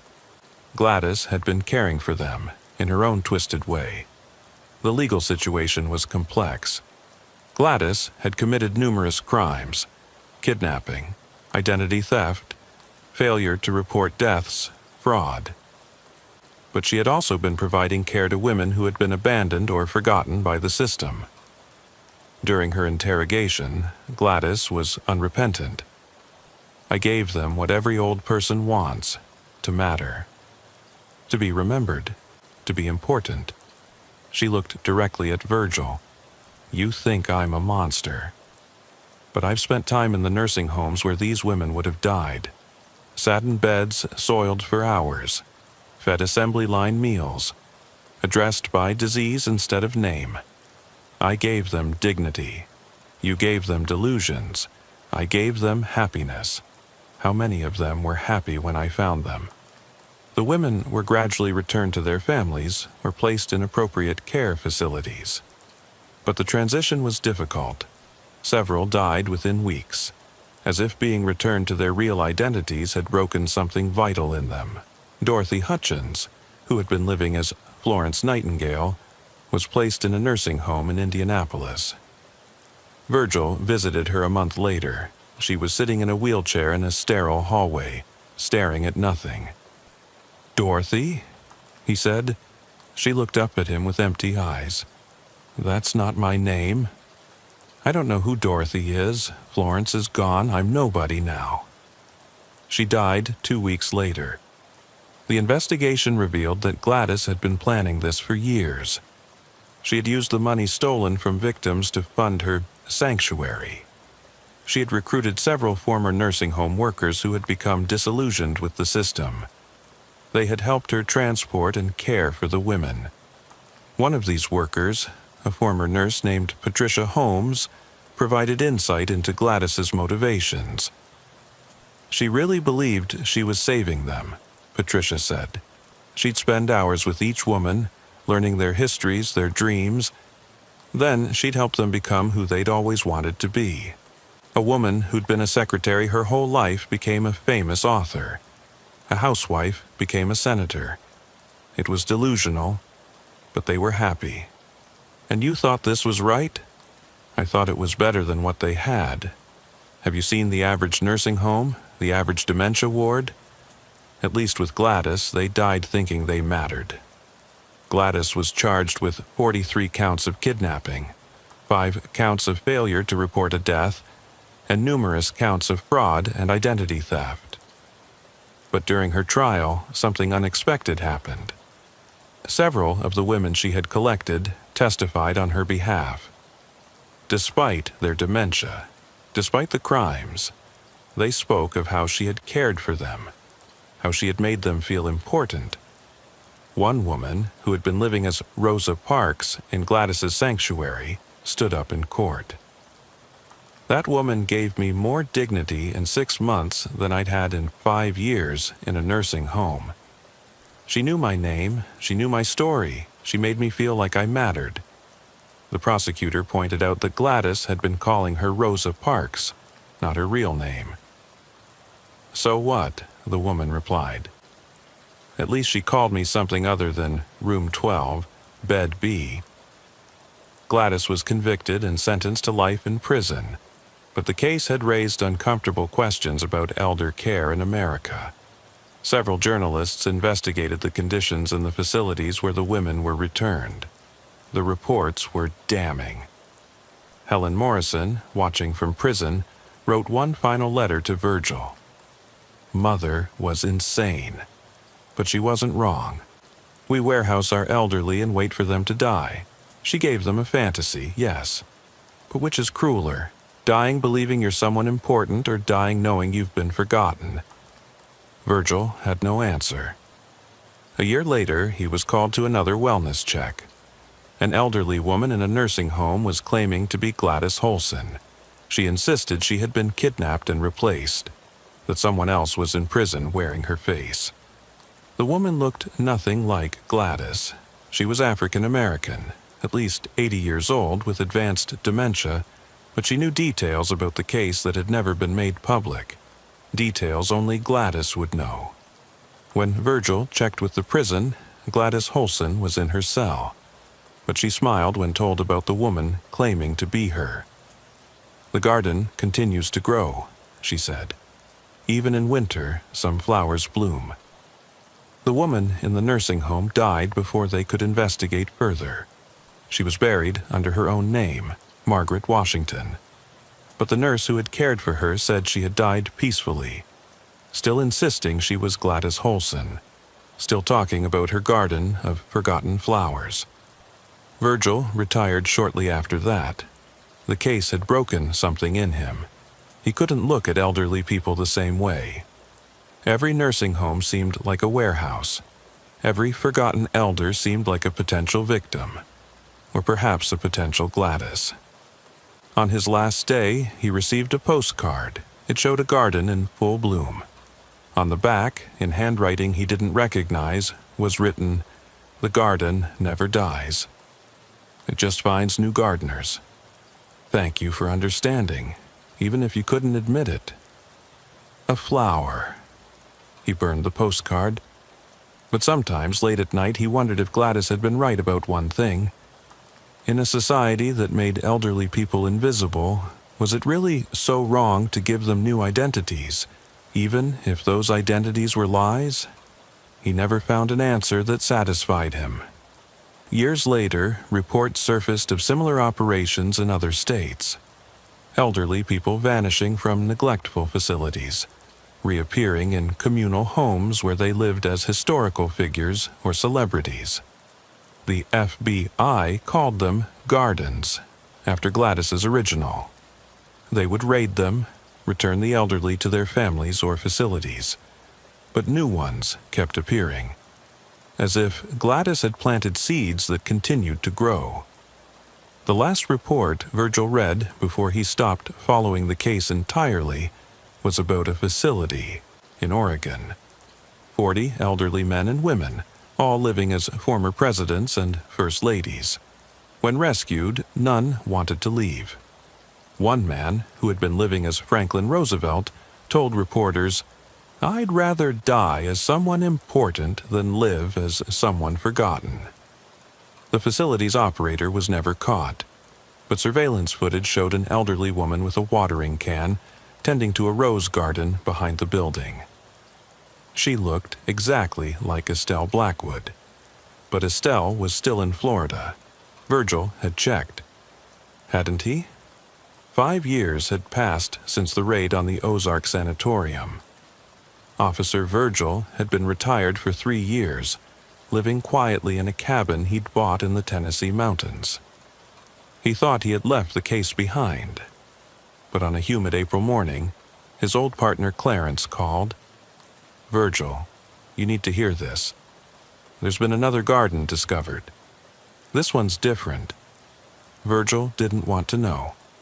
He'd spent too many nights wondering about Gladys Holson's twisted philosophy, about the women who died believing they were someone important. But Clarence's next words chilled him. They found Homer Virgil, the real Homer, Estelle's nephew who supposedly died 15 years ago. He's alive. Virgil drove 6 hours to Louisville where the FBI task force had reassembled. Agent Edna was still leading the investigation, her hair now streaked with gray, her face showing the wear of chasing ghosts for half a decade. He was in a facility in West Virginia, Edna explained, showing Virgil photographs. Another garden, but this one specialized in men. Elderly men living as war heroes, astronauts, presidents. Homer was living as Neil Armstrong. Homer was 73 years old, suffering from moderate dementia. He had no memory of the past 15 years. His last clear memory was of visiting his Aunt Estelle and Uncle Harold in Riverside, Kentucky. Gladys must have taken him then, Edna said, faked his death, used his identity as a cover story. He's been in various gardens ever since. But that raised more questions. If Gladys had been collecting people for 15 years, how many gardens were there? How many people were living stolen lives? The investigation expanded. The FBI created a database of all elderly people reported missing in the past 2 decades, cross-referenced with deaths that seemed suspicious. Closed casket funerals, cremations with no viewing, deaths while families were traveling. The numbers were staggering. Over 3,000 potential cases across 15 states. This is impossible, Edna said, staring at the data. Gladys couldn't have done all this alone, even with Helen. Virgil remembered something Helen had said during one of her interviews. Mother taught others. At the time, they'd assumed she meant other criminals. But what if she meant something else? They re-interviewed Helen in prison. She looked older, frailer. The years of incarceration had worn her down. "You want to know about Mother's disciples," Helen said. It wasn't a question. Disciples? That's what she called them. The forgotten ones who understood. The elderly who saw what she was doing and wanted to help. Some were dementia patients who had moments of clarity. Others were nursing home workers who'd lost faith in the system. She taught them all. Taught them what? How to disappear. How to become someone else. How to give that gift to others. Helen laughed bitterly. She created a movement, Officer Virgil. A revolution of the forgotten. The FBI tracked down former employees of nursing homes where residents had gone missing. Many had quit shortly after the disappearances. Some had vanished themselves.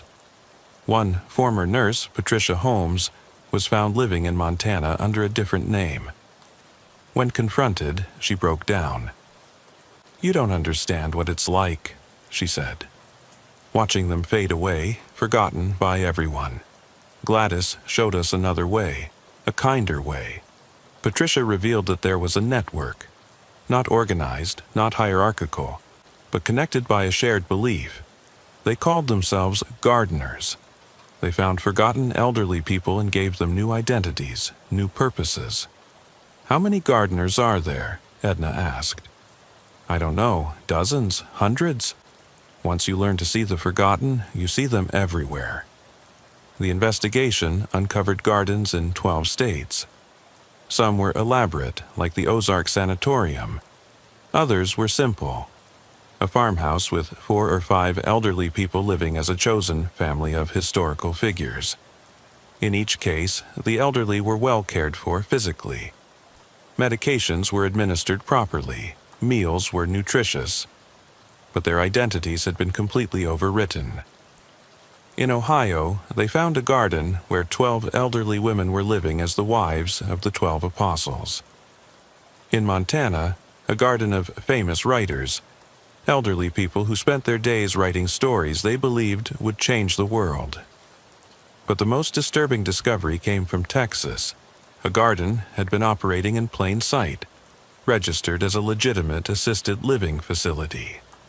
Sunshine Manor had all the proper licenses, passed all inspections, but every resident was living under an assumed identity. The director, a woman named Margaret Thompson, had documentation for everything: admission papers, medical records, payment histories. But when the FBI dug deeper, they found that none of the residents were who their papers claimed. Margaret Thompson herself turned out to be 3 different people. The real Margaret had died 5 years ago. Her identity had been assumed by an elderly woman named Ruth. But Ruth had also died, and her identity had been taken by another woman. It was an endless chain of stolen lives. When they tried to unravel it all, they discovered something that shook even the experienced agents. Some of the elderly residents preferred their false identities. When told their real names, they became distressed, even violent. One man, living as Ernest Hemingway, tried to kill himself when told he was actually Robert Johnson, a retired plumber from Dallas. "You're taking away the only thing that makes me want to wake up," he said from his hospital bed. Robert Johnson is nobody. Ernest Hemingway matters. The legal system struggled with how to handle the cases. Many of the gardeners were elderly themselves, suffering from varying degrees of dementia. Prosecuting them seemed cruel, but leaving the gardens operational was impossible. The solution came from an unexpected source. Gladys Holson, from her prison cell, offered a proposal through her lawyer. "Let me create a legitimate garden," she proposed. "A licensed facility where elderly people can choose their identities, where being forgotten isn't the only option." The proposal was immediately rejected, but it sparked a national conversation about elder care, identity, and dignity in aging. Virgil found himself drawn back into the investigation when something personal happened. His own mother, living in a nursing home in Nashville, disappeared. She was 85, suffering from mild dementia. One day, she was in her room. The next, she was gone. The facility claimed she had been discharged to family, but Virgil had no other family. He spent weeks searching. Then a postcard arrived, his mother's handwriting, but the words were wrong. "My dear son, I'm finally free. I'm not your mother anymore. I'm Sacagawea, guiding others to freedom. Don't look for me. Remember me as I was, not as I was becoming." Virgil went to the FBI with the postcard. The postmark led them to Arkansas to another garden. But when they raided it, they found only empty beds and a message on the wall. "The seeds have scattered." The garden grows everywhere now. Over the next year, the gardens became more sophisticated. They moved constantly. They used technology to create false digital footprints. They had networks of supporters who helped them hide. The FBI estimated that at any given time, there were at least 50 gardens operating across the country, housing over 1,000 elderly people living under false identities. But the real shock came when they discovered gardens where the elderly had chosen to be there. In Vermont, they found a facility where elderly people paid to have their identities changed. A former Harvard professor was living as Albert Einstein. A retired accountant was Winston Churchill. They had signed contracts, paid fees, chosen their new lives. When authorities tried to shut it down, the ACLU got involved. If adults could legally change their names, if they could identify as different genders, why couldn't elderly people with dementia choose to be different people entirely? The case went to the Supreme Court. The question: did elderly people with cognitive decline have the right to choose delusion over reality? During the hearings, an elderly woman named Dorothy, not her real name, she insisted, testified. "I spent 40 years as a cashier at Walmart," she said. "Nobody knew my name. Nobody cared about my story. Now I'm Eleanor Roosevelt. I matter. I have a purpose. Even if it's not real, it feels real to me. Isn't that enough? The court ruled 5-4 that while forced identity changes were illegal, elderly people with capacity could choose alternative identities in appropriate care settings. It was a narrow ruling, full of caveats, but it legitimized what Gladys had started. Within a year, identity choice facilities began opening legally. They were highly regulated, expensive, and controversial, but they filled quickly. Gladys Holson, serving her life sentence, was interviewed by a documentary crew. I was wrong about the method, she admitted, but not about the need. Every elderly person deserves to die as someone who matters. Helen Morrison, in the same documentary, was less philosophical. Mother lost her mind, but she saw something true. We throw away our elderly like garbage. At least she tried to recycle them into something beautiful. Officer Virgil never found his mother. The FBI continued searching, but she had vanished completely into the network of gardens. Occasionally, he received postcards. Different handwriting each time, but always signed Sacagawea. The messages were cryptic. The river flows north now. The mountain has many paths. The sunset is just another sunrise. He didn't know if they were from his mother or from someone pretending to be her pretending to be Sacagawea. The layers of identity had become so tangled that truth was impossible to determine. 3 years into his search, Virgil was contacted by a woman claiming to have information about his mother. They met at a diner in rural Tennessee. The woman was elderly, probably 75, with sharp eyes and careful movements. She introduced herself as Nobody.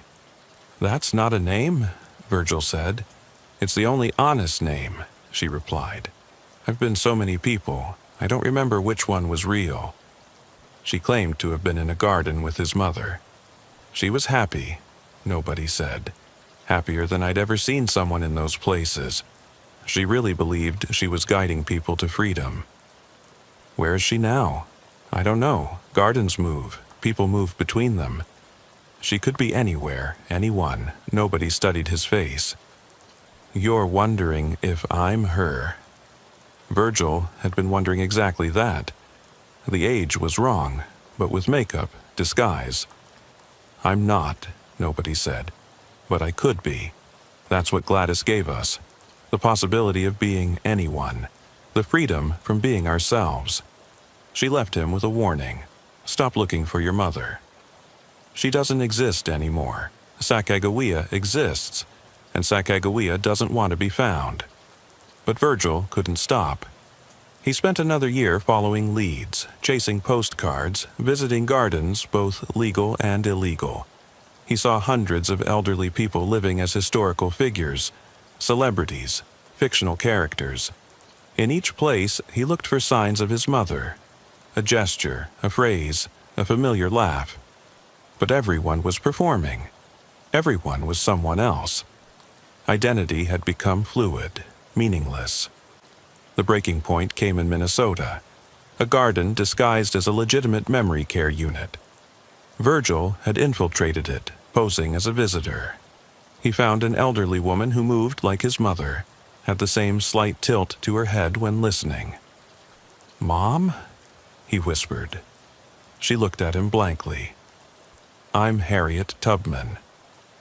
I don't have children. I have a railroad to run." He showed her photographs of herself, of him as a child, of their family. She studied them with detached interest. "That woman looks sad," she said about a photo of herself. "I'm glad I'm not her anymore." Virgil left not knowing if it was his mother or just another woman who had learned to move like her. The uncertainty broke him. He returned to Tennessee, to his cabin. But the postcards kept coming. Now they were from different historical figures. Harriet Tubman, Sojourner Truth, Rosa Parks, all signed Your Loving Mother. The FBI task force officially closed the garden investigation after the Supreme Court ruling. The legal gardens were regulated. The illegal ones were too numerous and mobile to track effectively. Agent Edna retired, exhausted by years of chasing shadows. In her final report, she wrote, "We failed to understand that this was never just about crime. It was about a fundamental failure in how we treat our elderly. Gladys Holson was a criminal, but she exposed a truth we didn't want to see, that we warehouse our elderly and wait for them to die. The gardens, legal and illegal, are a symptom of that failure." Gladys Holson died in prison 5 years after her conviction. Her last words, according to the prison chaplain, were, "The garden is eternal." Helen Morrison was released on compassionate grounds when she developed terminal cancer. She died in a hospice, insisting to the end that she was actually Gladys's daughter, not Helen at all. No one could prove otherwise. The gardens continued to proliferate. By 2030, there were an estimated 200 legal identity choice facilities and unknown hundreds of illegal gardens. The elderly disappeared into them and emerged as new people, or never emerged at all. Virgil received one final postcard on his 80th birthday. The handwriting was shaky, clearly from someone very elderly. It read, "My dear son, I am everyone and no one. I am your mother and Sacagawea and all the forgotten women who ever lived. I am dying soon, but I will die as someone who mattered. That's all any of us want. Stop looking for me. I was found long ago. Love, everyone." He never received another postcard. Years later, when Virgil developed dementia himself, his caregivers noticed something odd. He would sometimes claim to be Officer Earl, investigating a home invasion. Other times he was Clarence, processing evidence. Once, memorably, he insisted he was Gladys Holson, herself, talking about his garden of forgotten flowers. The nursing home staff thought it was just the dementia, but one young nurse, who had heard about the gardens, wondered if maybe Virgil had chosen his own way of escaping. When Virgil died at 87, he was calling himself Homer, talking about his Aunt Estelle and the house on Sycamore Street. The death certificate listed him as Virgil Patterson, retired police officer. But the nurse who held his hand as he passed heard him whisper, "I'm going to the garden now." Mother's waiting. Whether he meant his biological mother or Gladys Holson, no one could say. The house at 892 Sycamore Street in Riverside, Kentucky, stood empty for 20 years before being demolished. But locals said that on spring evenings, you could sometimes see elderly women in the overgrown garden, tending to roses that no longer existed. Gladys Newcomb, the neighbor who had first called for the wellness check, lived to be 93. She died in a legal identity choice facility, having spent her last years as Amelia Earhart. Her children were disturbed, but the staff said she had never been happier. She died believing she had flown across the ocean, the facility director said. Is that worse than dying believing you're nobody? The question remained unanswered. The last confirmed garden was discovered in Alaska in 2035. 47 elderly people living in an abandoned fishing village, all believing they were the original inhabitants of America. When rescued, none of them wanted to leave. The government finally stopped raiding gardens in 2036. The official reason was resource allocation. The unofficial reason was that no one could determine anymore what constituted identity theft when identity itself had become so fluid. Today, historians estimate that between 1990 and 2035, over 10,000 elderly Americans disappeared into gardens. Some died there, some emerged with new identities. Some are still there, in hidden places, being tended by gardeners who themselves don't remember their original names. Officer Virgil's case files were donated to the Smithsonian. part of an exhibit on identity and aging in 21st century America. Visitors often leave confused, unable to determine whether the gardens were a crime or a kindness. The exhibit includes a quote from Gladys Holson's final letter, written the day before she died. "Every flower in my garden was once a weed that someone forgot to water. I gave them new names, new purposes. If that's a crime, then so is every nursing home that calls someone by their room number instead of their name. The only difference is, I remembered they were human." The curator notes that no one has been able to verify if Gladys actually wrote this letter, or if someone was pretending to be her. In the end, that uncertainty might have been exactly what Gladys wanted. In a world where anyone could be anyone, everyone mattered equally, or perhaps no one mattered at all. The dispatcher's voice crackled through Officer Delbert's radio at 11:47 p.m. on that October Thursday. He had been patrolling the quiet streets of Millfield, Ohio, watching autumn leaves swirl in the streetlights. "Unit 3, we have a 911 call from 447 Oak Street. Elderly female caller reports disturbing noises from the neighbor's house. She sounds extremely distressed. Unit 3 responding. Play the call for me," Delbert said, turning his patrol car toward Oak Street. The 911 recording came through his radio. "911, what's your emergency?"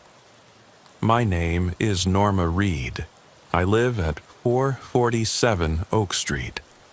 Something terrible is happening next door at Vernon's house. I can hear, I don't know how to describe it, screaming, but also music, like someone's being hurt. Ma'am, is someone in immediate danger? I don't know. Vernon lives alone since his wife died, but I hear multiple voices. Some sound young. Oh God, there's another scream. Please send someone.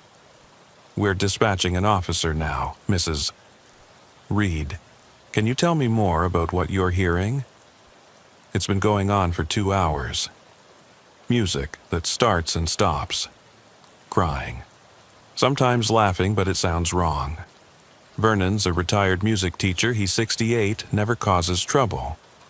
But something's very wrong." The recording ended. Delbert knew Vernon Crawford, former high school music teacher, widowed 2 years ago when Wilma died of cancer. Quiet man, kept to himself. As Delbert turned onto Oak Street, he could see Norma Reed on her porch, clutching her phone.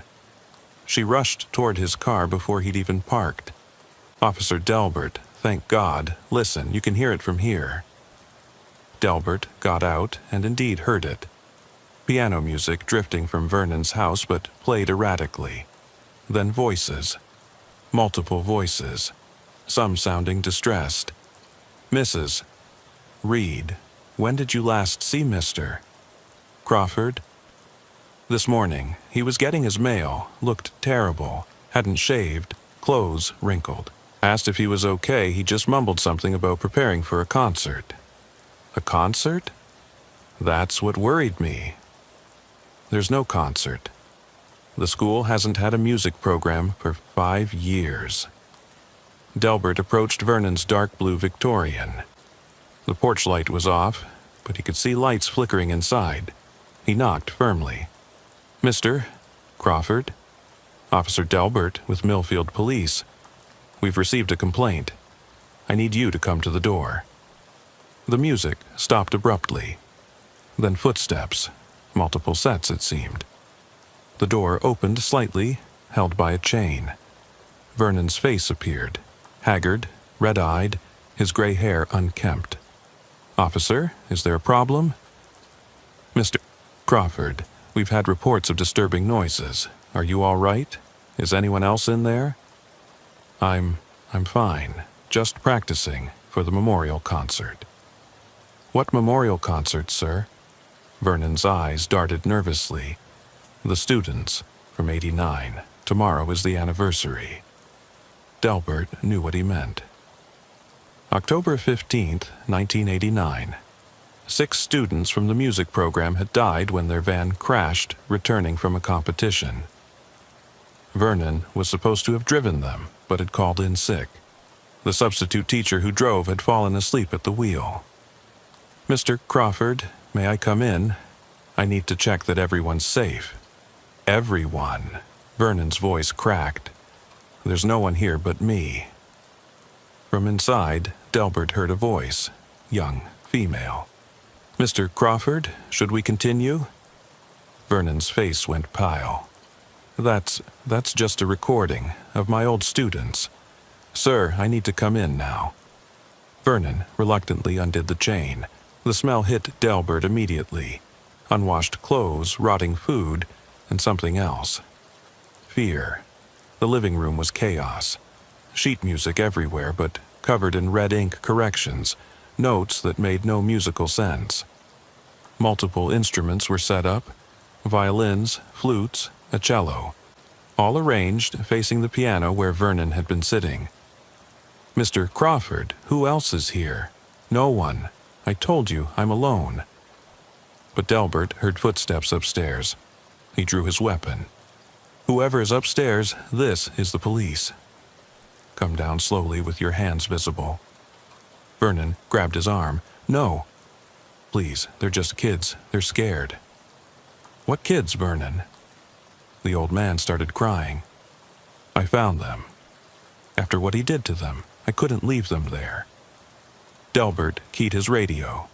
"Dispatch, I need backup at 445 Oak. Possible multiple victims in the house." He moved toward the stairs, Vernon following, begging him to be gentle. At the top, Delbert found 4 teenagers, 2 boys, 2 girls, all appearing to be 15 to 17 years old. They were huddled in a bedroom, terrified. But something was wrong. They were dressed in clothes from the 1980s. Their hair was styled like teenagers from that era, and they all had matching bruises on their necks. "It's okay," Delbert said gently. "I'm Officer Delbert. You're safe now. Can you tell me your names?" The girl who looked oldest spoke. "Jennifer." "This is Michael, Susan, and David. Mr. Crawford saved us." Those were the names of 4 of the students who died in 1989. "Saved you from what?" "From him, from Mr. Wallace. He kept us in his house, made us pretend to be them, the dead students. He said if we didn't play along, he'd kill us like he killed them." Delbert felt his blood cold. Norman Wallace, he was the substitute teacher who had supposedly died in the crash with the students. "Wallace is alive?" Vernon spoke from behind him. "He never died. He staged the crash, killed those kids, and now he's been taking new kids, making them replace the ones who died. These 4 escaped 3 days ago. They came to me because they knew I'd believe them." "Where is Wallace now?" One of the boys, Michael, spoke up. "He has 2 more, Kenny and Lisa. He makes them answer to Robert and Amy, the other 2 who died in the crash. He lives at 892 Sycamore, but he has a basement. That's where he keeps us." Delbert immediately called for multiple units and explained the situation. Within minutes, the house was surrounded by police. The teenagers were taken to safety while SWAT prepared to raid Wallace's house. Vernon sat in his living room, looking defeated. "I should have driven them that night. If I hadn't called in sick. This isn't your fault, Mr. Crawford. I've been hiding them for 3 days. I didn't know what to do. Wallace has connections. He was declared dead. Who would believe he's alive and kidnapping kids to replace the ones he killed?" The raid on Wallace's house revealed the horror. 2 teenagers were found locked in a soundproof basement, forced to wear 1980s clothing and answer to the names of the dead students. The basement walls were covered with photos from 1989, newspaper clippings about the crash, and disturbingly detailed information about each dead student. Norman Wallace was arrested trying to flee through the back door. He looked nothing like his old photos. Plastic surgery, different hair color, but dental records would later confirm his identity. During interrogation, Wallace revealed his delusion.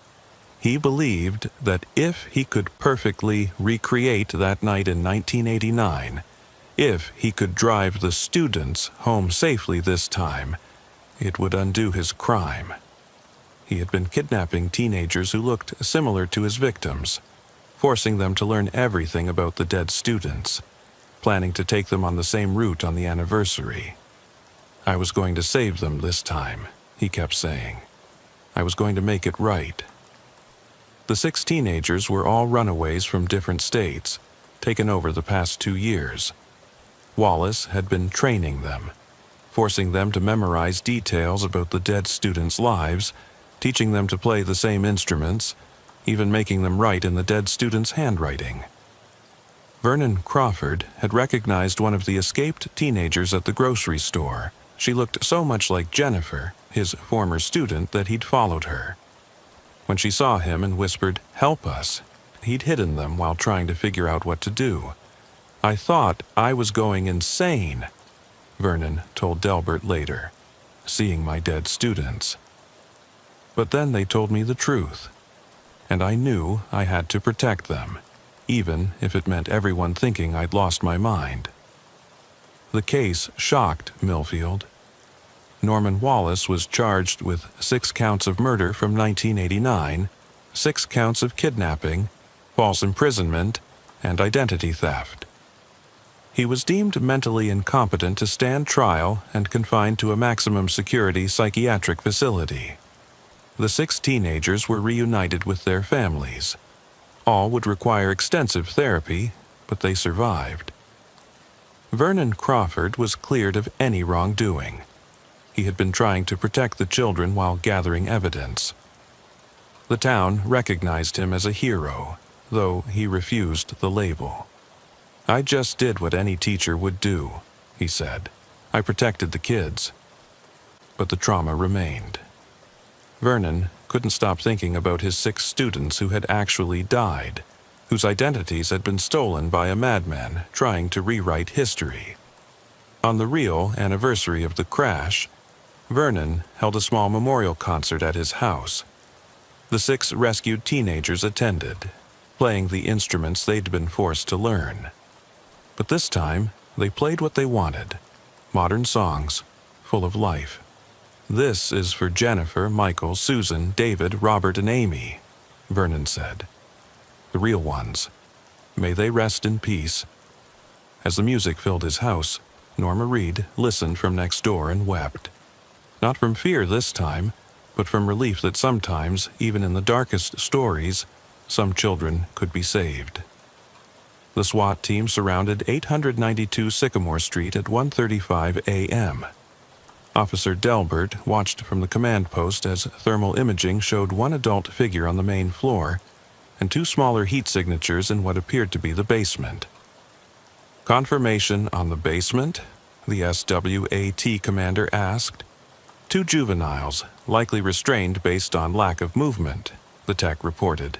"Adult subject is mobile, appears agitated." Delbert thought about the 4 teenagers back at Vernon's house, traumatized but alive. According to them, Wallace had an elaborate routine. Every night at midnight he made them rehearse, recreating conversations the dead students had, practicing their instruments, even writing in journals as if they were living in 1989. "He made us watch videos," Jennifer had told them, "old home movies of the real students. We had to memorize everything, how they walked, talked, laughed. If we got it wrong, he'd lock us in the dark for days." The SWAT team breached at 1:47 a.m. Delbert heard it over the radio. "Police, search warrant. Basement clear, 2 victims secured, need medical. Suspect fleeing rear exit, in pursuit." Norman Wallace was tackled in his backyard, clutching a duffel bag full of VHS tapes and photographs. When they turned him over, Delbert barely recognized him. The man, who was supposed to have died in 1989, had undergone extensive plastic surgery, but his eyes, those cold, calculating eyes, were the same from the old faculty photos. "You don't understand," Wallace said as they cuffed him. "I was fixing it. I was making it right." The basement was a nightmare museum. The walls were covered floor to ceiling with photographs of the 6 students who died in 1989. Every detail of their lives documented. Report cards, love letters, diary entries Wallace had somehow obtained. 6 beds were arranged exactly like they would have been in the van that crashed. The 2 teenagers, Kenny Hartley, 16 from Indiana, and Lisa Morrison, 15 from Michigan, were found locked in a cage-like structure Wallace had built. They were wearing Millfield High School band uniforms from 1989, complete with name tags reading Robert and Amy. "He was going to drive us tomorrow night," Lisa told the paramedics. "Same route the van took in '89. He said if we played our parts perfectly, if we were good enough students, we'd make it home safe and everything would be fixed." At the station, Norman Wallace's interrogation revealed the depth of his delusion. He genuinely believed he could undo the crash by recreating it with different victims. "I didn't fall asleep that night," he insisted to Detective Barnes. "Someone drugged my coffee. Someone wanted those kids dead. I survived because I was meant to fix it." "Mr. Wallace, you caused the crash. The investigation proved you fell asleep at the wheel." "No, that's what they wanted everyone to think. But I know the truth, and I know how to fix it. Those kids I found, they're perfect. They could be them. They could live the lives that were stolen." Forensic analysis of Wallace's house revealed he had been planning this for years. He had fake documentation showing he died in the crash, had assumed a new identity, and had spent decades obsessing over the 6 dead students. In a hidden room, investigators found journals dating back to 1990. The entries showed Wallace's gradual descent into delusion. October 15th, 1990. 1 year. They visit me in dreams. They want to come back. October 15th, 1995. I've found a way. If I can find the right ones who look like them, sound like them. October 15th, 2000. The first attempt failed. The girl ran. She didn't understand I was saving her. There were references to other victims over the years. Teenagers who had escaped or been released when they didn't match Wallace's exact requirements. The FBI got involved, trying to track down these previous victims. Vernon Crawford was interviewed extensively. He had genuinely been trying to protect the teenagers while figuring out who they really were. When Vernon Crawford sat in the police station, exhausted but relieved. The 4 teenagers he'd been hiding were safe, receiving medical attention and waiting for their families. When Jennifer, the girl who looks like my student, approached me at the grocery store, I thought I was hallucinating, Vernon told Officer Delbert. But she grabbed my arm and whispered, "He makes us pretend to be dead kids. Please help." That's when I knew something terrible was happening. The FBI arrived by morning, taking over the investigation. Norman Wallace's house yielded more evidence. He had been stalking runaways at bus stations, selecting ones who resembled the dead students. Over 20 years, at least 15 teenagers had been taken. Some escaped, some were released when they didn't match his requirements, and some were still missing. Wallace's psychiatric evaluation revealed severe PTSD combined with delusional disorder. He genuinely believed the crash had been orchestrated by some conspiracy, and that by recreating it with better students who would survive, he could prove his innocence. The real students were flawed. Wallace told the psychiatrist. Jennifer talked back. Michael was failing math. These new ones were perfect. They would have made it. Officer Wilma, who had arrived as backup, interviewed the rescued teenagers. Their stories were heartbreaking. "He made us eat what they ate," Lisa Morrison said. "Wear their clothes. He'd quiz us constantly. If we got their middle names wrong or forgot their birthdays, he'd punish us." Kenny Hartley added, "The worst part was the rehearsals. Every night at midnight, we had to get in positions like we were in the van. He'd play a tape of the road sounds, make us sing the songs they were supposedly singing when they crashed." The investigation revealed Wallace had been living under the identity of Norman Wells, working as a private music teacher. Parents had trusted him with their children, never knowing his true identity. Fortunately, he had never harmed any of his regular students. His delusion was specifically focused on the 6 who died in 1989. Vernon Crawford became a key witness. His decision to hide the teenagers instead of immediately calling police was controversial, but the teenagers testified he had saved their lives. "We were terrified," Jennifer, real name Sarah Goldman, testified. "Wallace had told us if we ever escaped, he had people watching who would kill us and our families. Mr. Crawford made us feel safe for the first time in months." The real tragedy emerged when investigators found Wallace's archive room. 6 mannequins dressed in the dead students' actual clothes, which he'd somehow acquired. Their real instruments. Even their school books, with homework still tucked inside from 1989.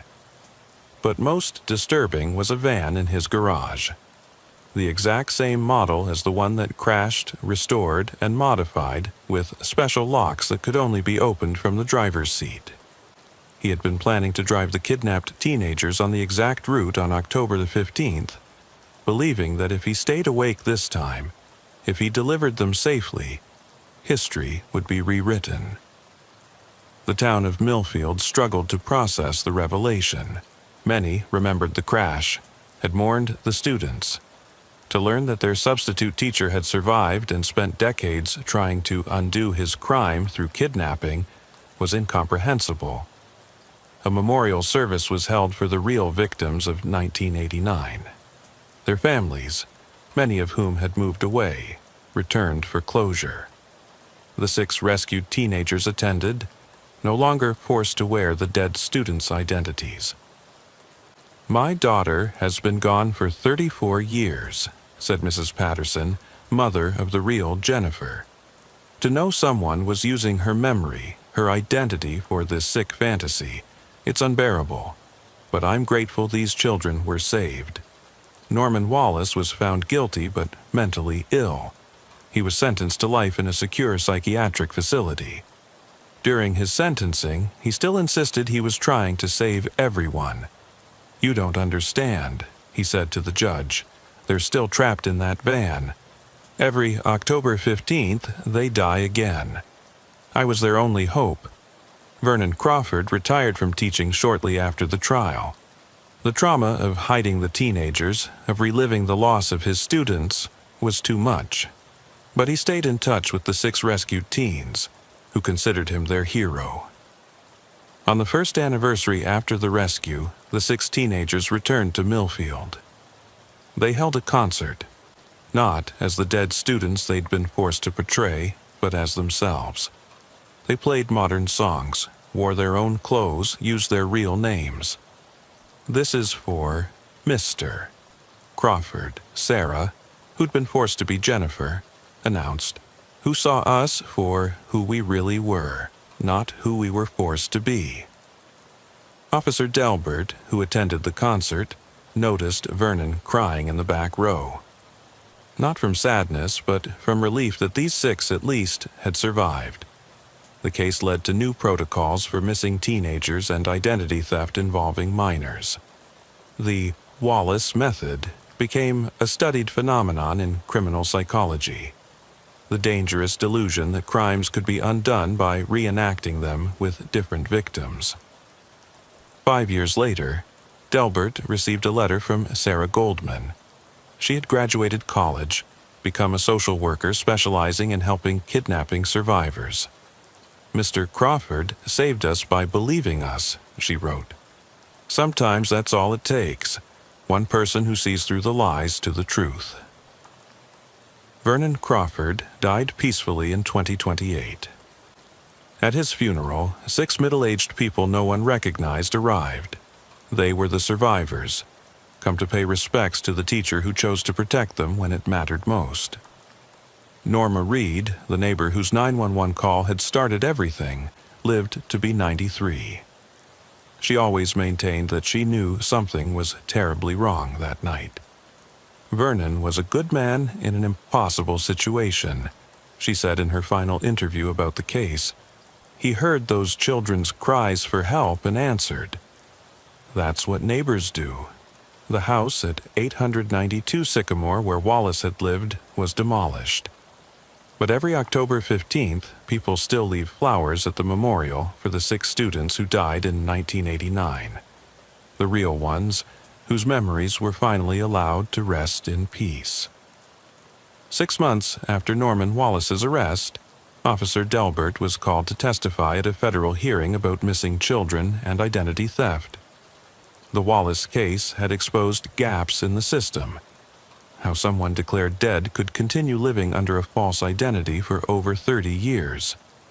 Wallace selected his victims carefully, Delbert testified. Runaways with no immediate family searching for them. Kids who wouldn't be missed quickly. He gave them food, shelter, and twisted affection in exchange for becoming someone else entirely. The FBI had tracked down 12 more victims from over the years. Some had escaped and never reported it, too traumatized and afraid no one would believe them. Others had been released when Wallace decided they weren't perfect enough for his delusion. One survivor, now 38, testified via video link. "I was 15 when he took me in 1997. For 6 months, I had to be Michael. He made me learn to play trumpet, memorize this dead kid's life. When I finally escaped, I didn't even remember who I really was anymore." Vernon Crawford also testified, his voice steady but emotional. Those 6 students who died in 1989 were talented, bright kids with their whole lives ahead of them. What Wallace did, using their memories, their identities for his sick fantasy, it dishonored everything they were. The hearing led to new legislation. The Wallace Act, requiring periodic verification of death records against identity documents, and mandatory reporting when children claim to be someone other than who they appear to be. Back in Millfield, the community struggled with the revelation. Many remembered Norman Wallace as a dedicated substitute teacher before the crash. How had no one noticed his survival and transformation? Detective Barnes discovered the answer in Wallace's journals. The crash hadn't been an accident at all, but murder disguised as tragedy. A year after the rescue, Delbert checked in on the 6 survivors. They had formed a support group, meeting virtually every month. Sarah Goldman, formerly Jennifer, had become their unofficial leader. "We call ourselves the Underground 6, she told Delbert. "Not because we were hidden underground, but because we were buried under false identities. Now, we're helping other identity theft victims, especially minors." Vernon Crawford had joined them as an advisor. Despite his initial trauma from hiding them, he'd become a grandfather figure to the group. He helped them reclaim their real identities while honoring the memory of his actual students. The real Jennifer, Michael, Susan, David, Robert, and Amy deserved to be remembered for who they were, Vernon said at a memorial service. Not as pawns in a madman's delusion, but as the vibrant young people they were. The service was held at Millfield High School's new music room, funded by donations after the case made national news. 6 plaques bore the names and photos of the students who died in 1989. Below each name was a brief biography, their dreams, achievements, and the lives they'd planned to live. Norman Wallace died in the psychiatric facility 3 years after his conviction. He never abandoned his delusion, insisting to the end that he'd been trying to save everyone. His death brought little closure to anyone involved. Officer Wilma, who had assisted in the rescue, specialized in missing children cases after the Wallace investigation. She developed new interview techniques for victims of long-term identity theft. These kids were programmed to lie about who they were, she explained at a training seminar. We had to learn to see past the rehearsed responses to find the real child underneath. 5 years later, a memorial garden was planted where Wallace's house had stood. 6 trees for the students who died in 1989. 6 benches for the survivors who were rescued. A plaque read, "In memory of those lost and in honor of those saved." May their true names never be forgotten. Norma Reed, whose 911 call had saved 6 lives, was honored by the city, but she remained humble about her role.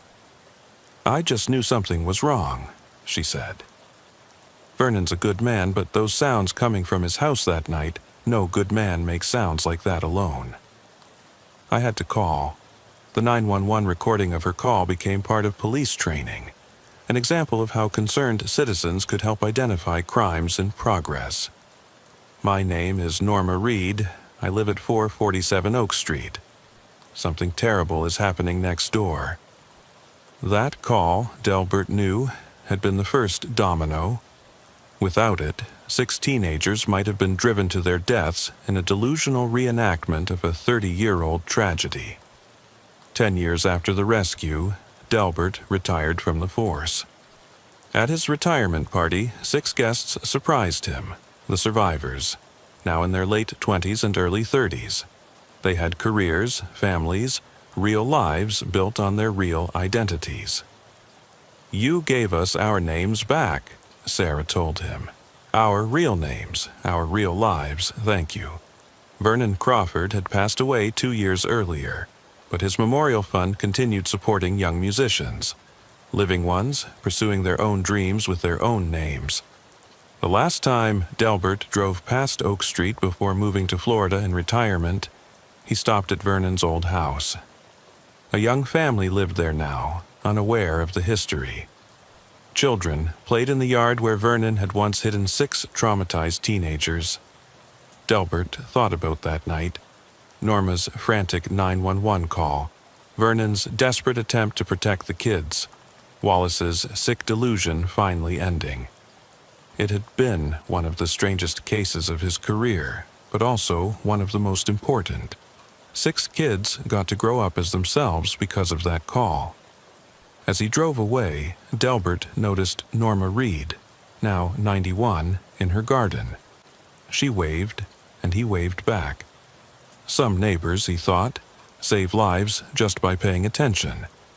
The Millfield case became a studied example in criminal psychology textbooks. The Wallace delusion, the belief that crimes could be undone by reenacting them with different victims, was now a recognized phenomenon. But more importantly, it became a reminder that sometimes the most disturbing 911 calls led to the most important rescues. In the end, 6 teenagers lived because one elderly neighbor heard something wrong and made a call. Because one retired teacher chose protection over protocol. Because one officer looked past the obvious to find the hidden truth. Their real names were Sarah Goldman, Marcus Jefferson, Ashley Tanner, Brian Park, Kenny Hartley, and Lisa Morrison. They were not Jennifer, Michael, Susan, David, Robert, and Amy. They were themselves. And that, Delbert knew as he settled into retirement, was the only identity that truly mattered.